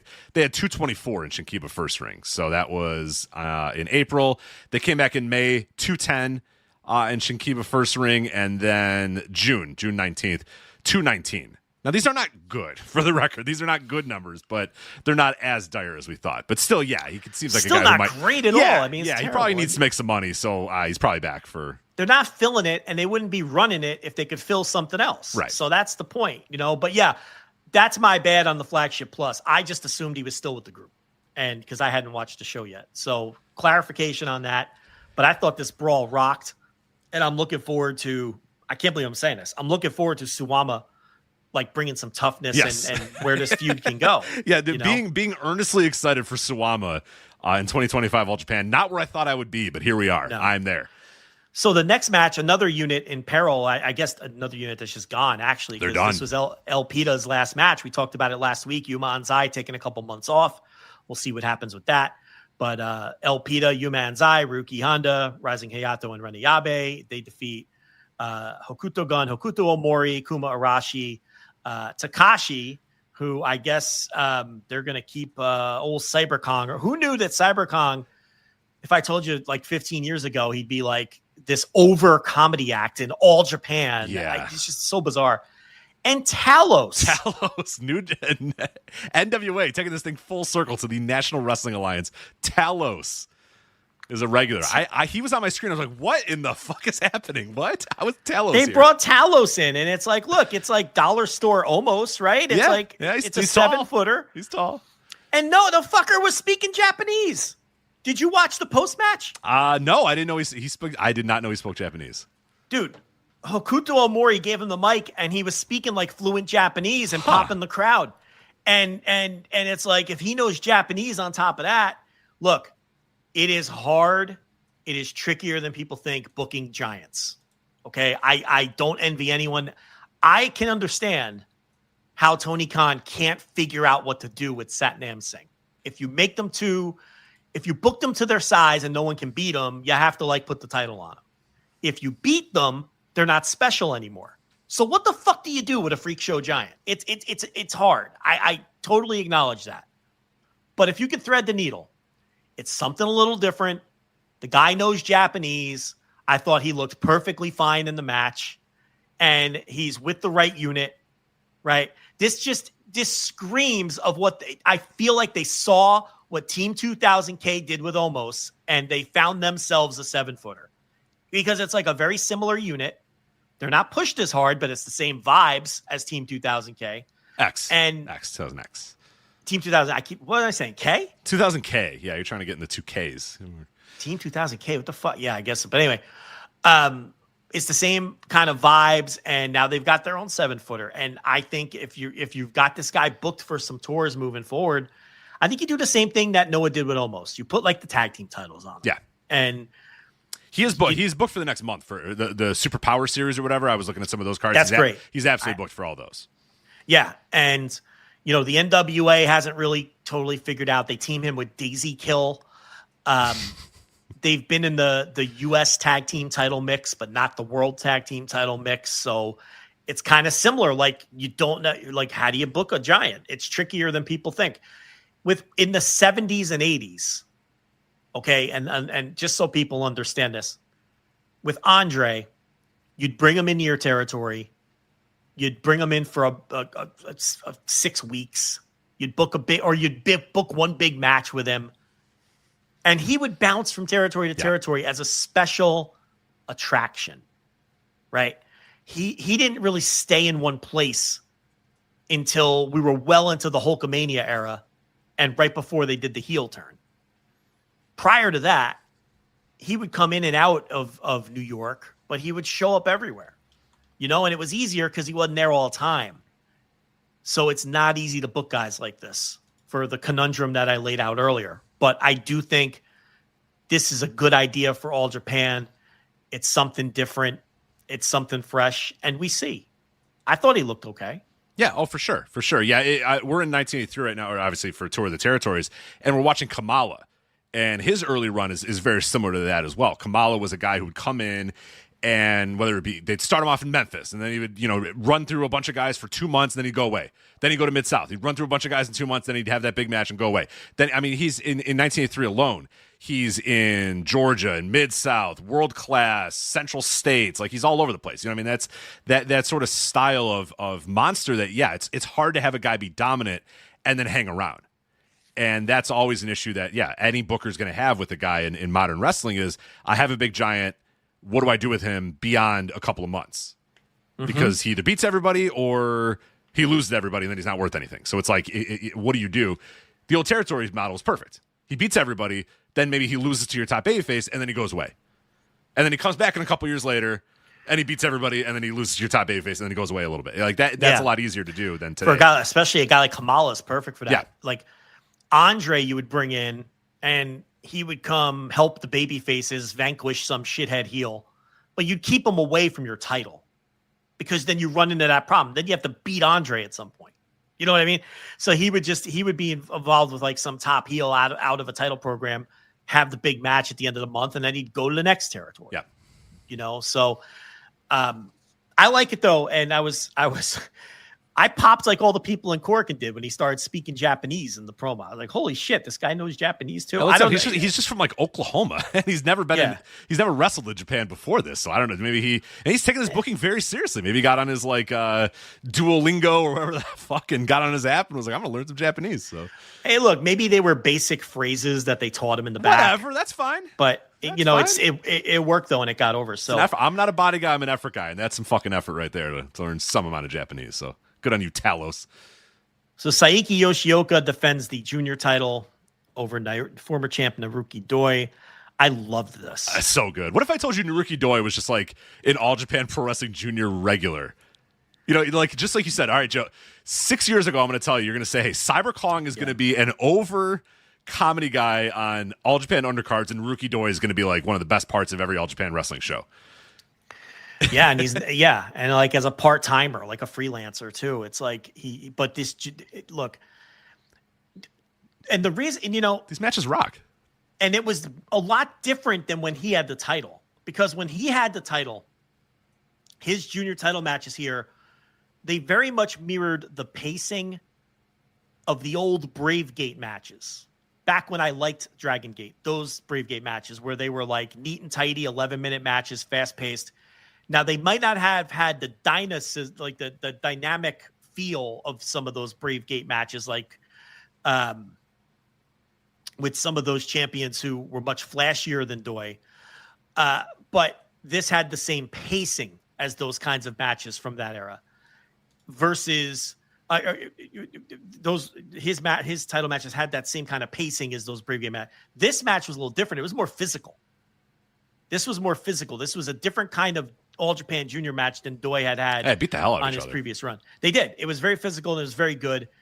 And Yoshioka retained. And honestly, it was probably my second favorite match on the show because I didn't like the tag team match. I don't want to jump too far. No, I'm with you as that. Yeah, no, I like this. This was neck and neck with the main event as my favorite. I mean, these All Japan Junior matches I look forward to so much, and I think Yoshioka has been a real revelation for me in the last year. Now, I never disliked the guy, but I've really enjoyed his work over the last year, and the stuff he's done with Doi was great. And this was just awesome. This was 15 minutes, and on a show where I just got done watching Hokuto Gun, and there's so much, as you said, was it Poppin' Light or whatever? Like, There's a lot of that on the show.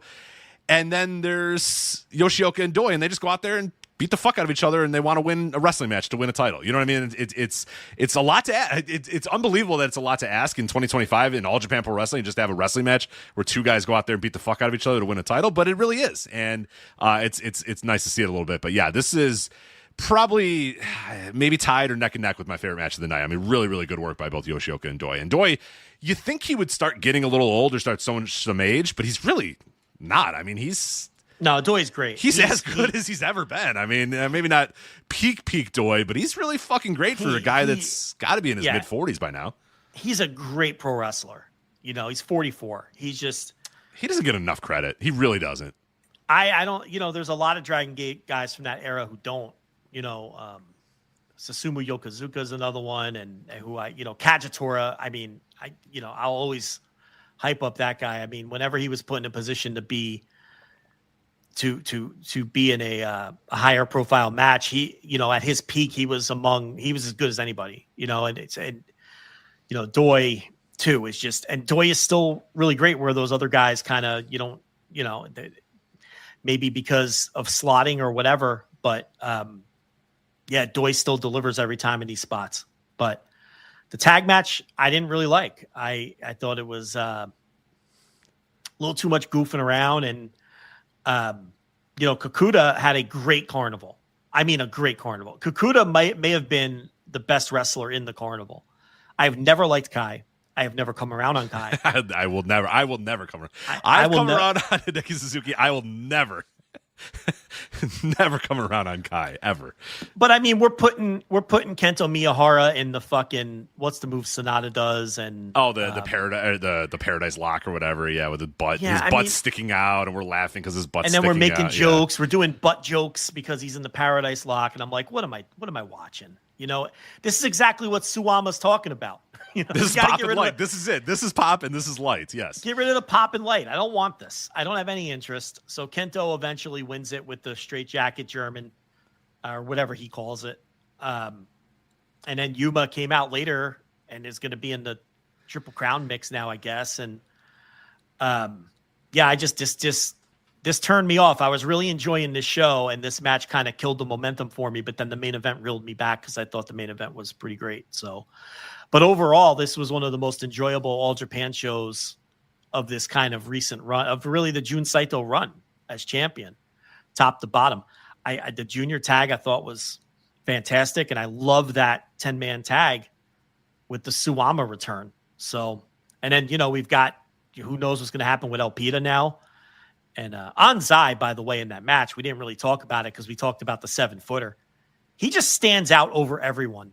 In every match. He's really good. Yeah. I love him. I love him. I wish there were more of him in pro wrestling and way less of a lot of the other shit that we have. I mean, he is just my ideal. We need more Yuma Anzais. Just 100% wrestler, 0% bullshit. Mm-hmm. And he's great. And he's charismatic and stands up. You know what I mean? He's got a strong chest. You know what I mean? He's just out there and he's just standing with all the confidence in the world and just that big dick energy that you said nobody has anymore. Yeah, and it's just and it's a quiet confidence too. He doesn't have boisterous charisma. You're like, oh, that's the best guy in this match. That's what you think every time he wrestles. And that's why he jumps off the page. And I understand why they're going with the Saitos right now because it's drawing money right now and it's working, but this is his promotion moving forward. Unless this 2-month thing is something weird happening. I want to know. I want to see a little bit more. I want to see a little bit more about this. Hopefully it's just I'm going to Italy on a vacation or something. I don't know, but I guess we'll see. It doesn't time well with anything else unless... but we already know who's going to be in the G1 qualifiers or whatever. You know what I mean? Like it doesn't time up with any other tournaments going on. So maybe it's just a vacation or a little excursion. Or I don't know what it is, but it's strange. I worry about it. Yeah. I mean, it's, we talked about it earlier. Yuji Nagata tried to get his claws into the guy. And I mean, I prefer him to a lot of the New Japan guys. Let's not even go down that road right now. That's for another day. But anyway, that was the All Japan show. We got about 15 minutes. Oh, it's perfectly timed. I think all we have is the CMLL show. Yep. So. Oh, MLW Summer of the Beasts is this week as well. So we should put out we'll review it next week. We'll review it next week. Yeah, no needs to preview it. We'll review it next week. So we got Matt Riddle versus Kenta. Yep. Yeah. Brock Anderson in a singles match. We'll report back how it went.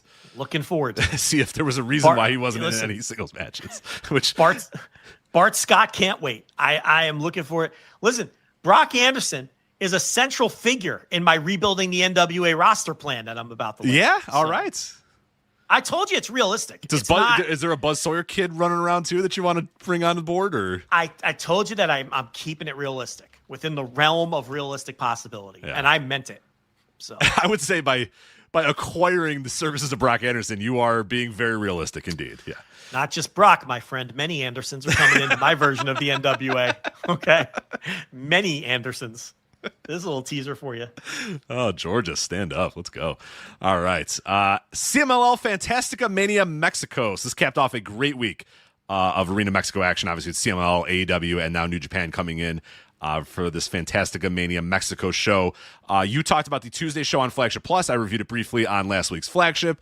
You, of course, did the Thursday Dynamite review where you talked about the Wednesday show, the Dynamite show. I talked about that a little bit on last week's Flagship, and now we're here today to talk about FantasticaMania to cap off the week. And main event was Bandito and Hologram versus the Sky Team of Mascara Dorada and Mystico, and an interesting finish here where Mystico does a La Mystica, gets the roll up, but then Bandito rolls through it and gets a little pinfall of his own. 1, 2, 3, kinda, because Mystico jumps up. I think they did this on purpose to set up the match. I don't know if Mystico was. No, I like option B better. I like Mystico just being Mystico in Arena Mexico. I like to believe that that's what happened here. Because Bandito rolls him up. 1, 2, Mystico's up, kicks out. Referee goes 3. Bandito kind of waits for a sec. The ref holds his hand up, and it's all, then all the fucking pomp and circumstance and all the streamers come down or whatever. Bandito and Hologram have won. But after the match, Mystico challenges Bandito for a match. This Friday, by the way, big time match this Friday at Arena Mexico, Mystico versus Bandito. But yeah, Mystico was up at not even 2.9, like 2. Like it's 1, 2. Mystico's shoulders are nowhere near the mat anymore, and the referee counts 3. But a fun match. And an interesting finish, to say the least. Yeah, they built 2 Mystico money matches. They're doing one this week, and then obviously whatever's going to happen with MJF. Okay, so you could do that Mask vs. Hair at All In. You could do it at the anniversary show. You could do it on some other Friday night or something. But, you have to think MJF Mystico is going to happen at some point too. So I thought this week or last week, they just did such a great job leveraging Mystico and building him into a couple of different money matches. Here's the thing with Mystico, and I'm going to get annoying stressing this. He might not be there for long, okay? Because they're going to want to fill up that AAA roster with marketable talent. And now will they go back down the Mystico road after Levesque had egg on his face bringing that guy in the first? That was his first big signing. Yeah, was Mystico.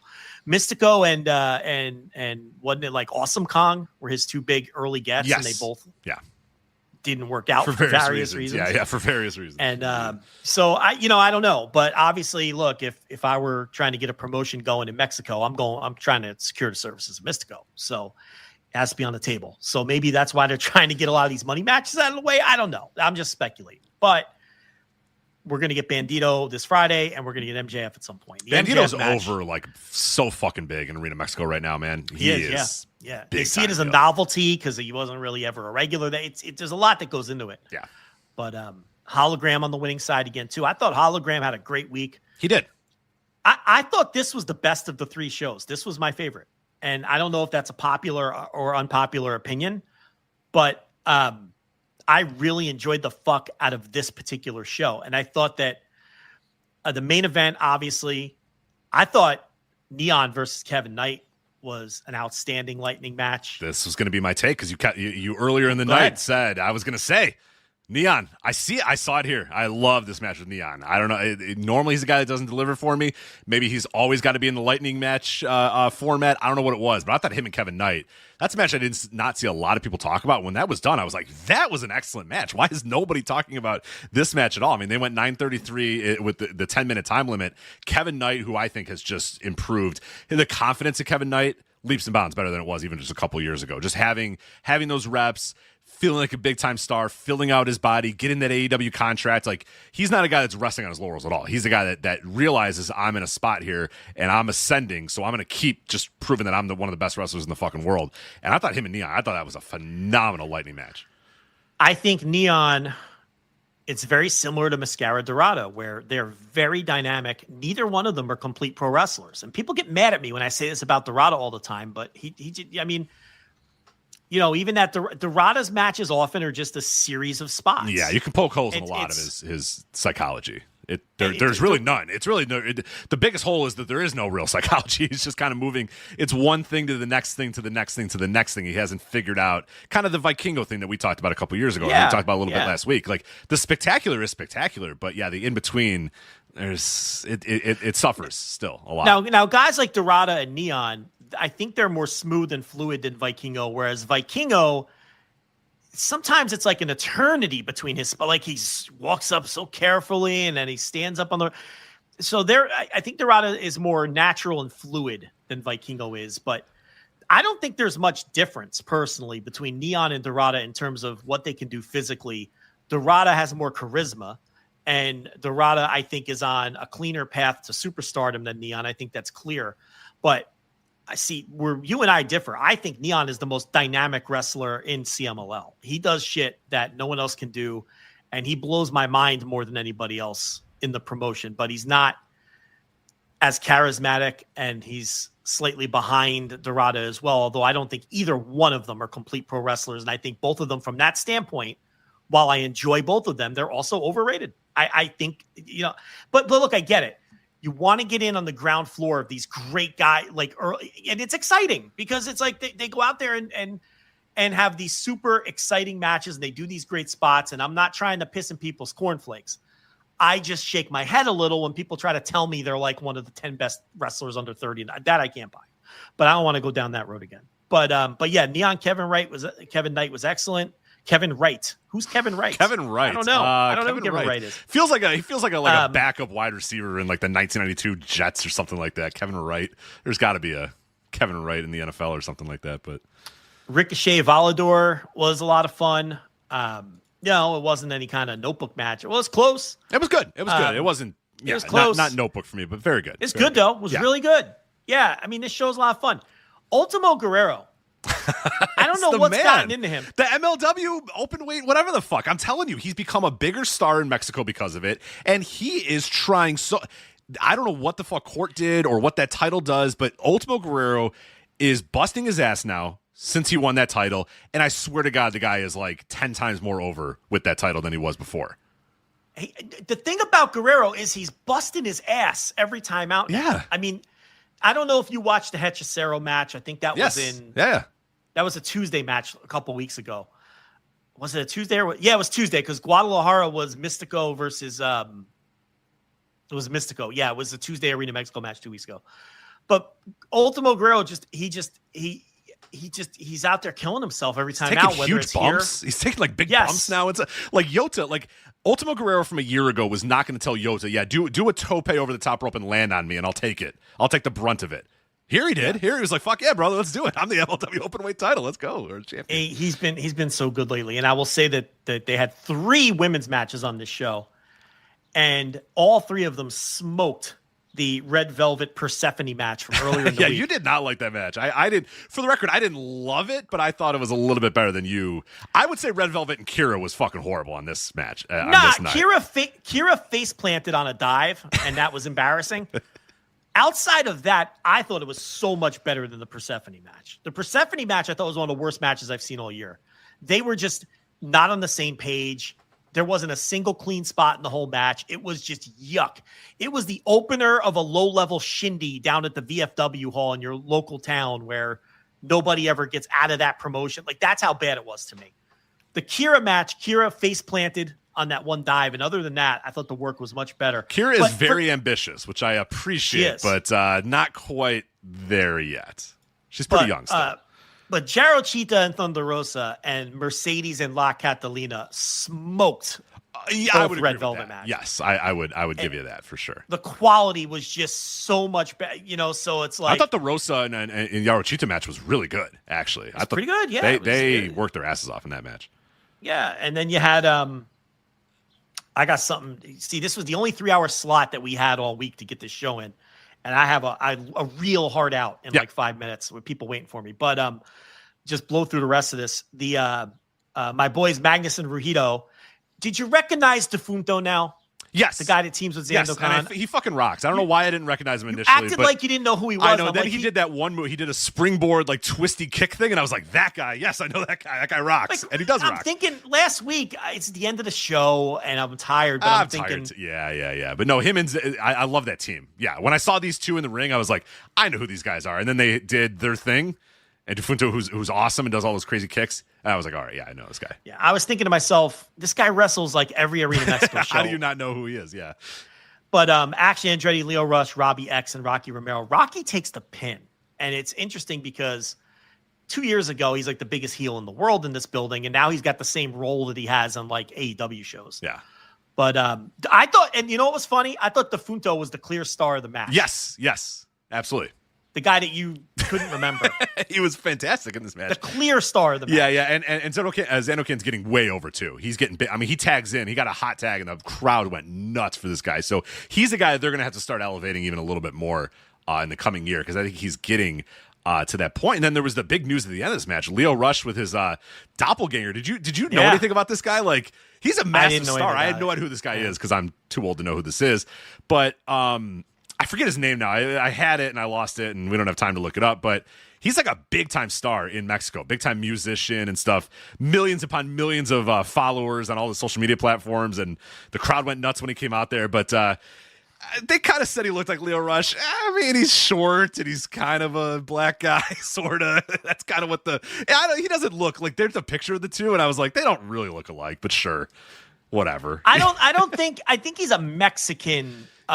I think he's a Mexican celebrity. I don't think you being old is why you don't know. Okay, all right. He's only big in the Mexico. I don't think he's broken through as an American. Okay, it was like celebrity. Kimball or something like that. I forget. Yeah, I mean, I could be wrong, but I thought he was just a Mexican celeb.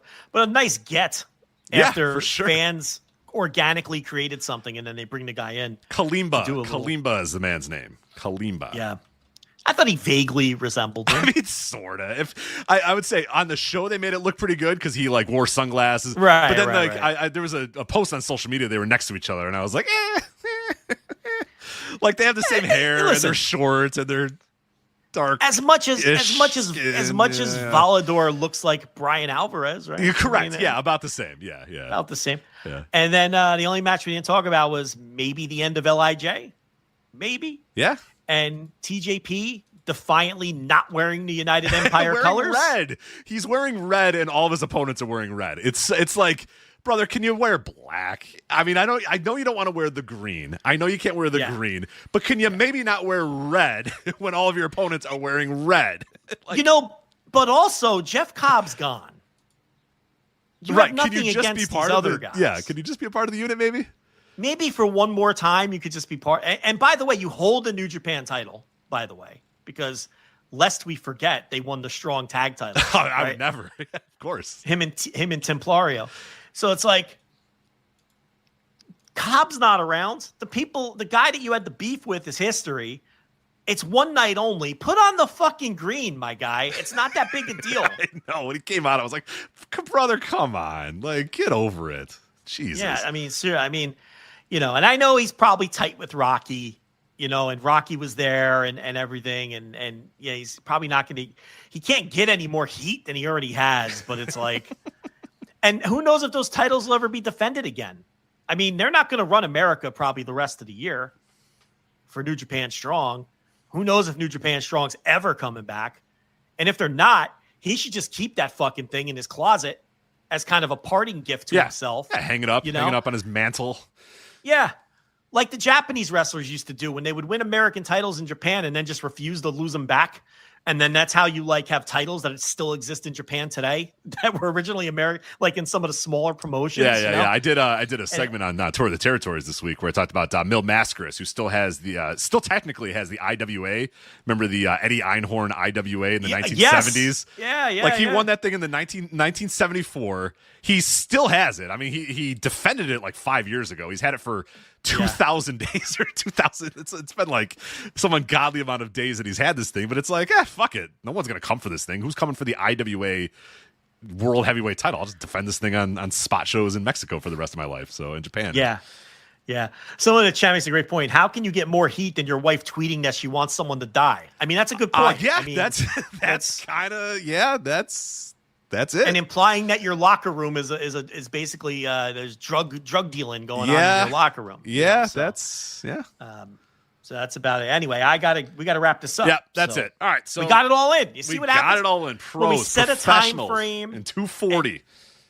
This could be your life now. This could be my life. This is your life. You did the Ross segment. This is your life. Yes. Instead, we did a 2 hour and 40 minute podcast. All right. Listen, Rich can keep going. I gotta go. Rich, you can go another hour with these people. I'm good. I gotta mow a lawn. I'm gonna go for a bike ride. I'm gonna live Feels my good, life. Doesn't it? Yeah, it does feel pretty good. It does feel pretty good. But anyway, that is it for us. Want to thank you guys, of course, for your patience being on a Wednesday afternoon at a very weird time. But hey, a bunch of new people jumped in the chat room.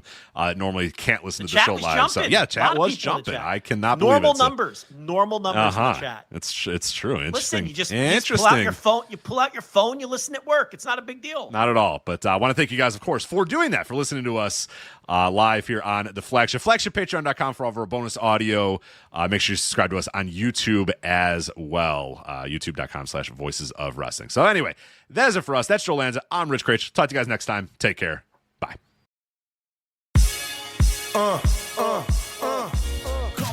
Hey now, it's Mike Gilbert, host of the Mike and JD Show, right here on the Voices of Wrestling Podcasting Network. Join JD by God Oliva and myself every Thursday night live on the Voices of Wrestling YouTube channel at 11:30 p.m. Eastern Standard Time, as we stay up all night discussing all the hottest stories in professional wrestling. You can also check us out right here on the Voices of Wrestling podcasting feed, or you can subscribe to the Mike and JD Show feed. Now, enjoy the show.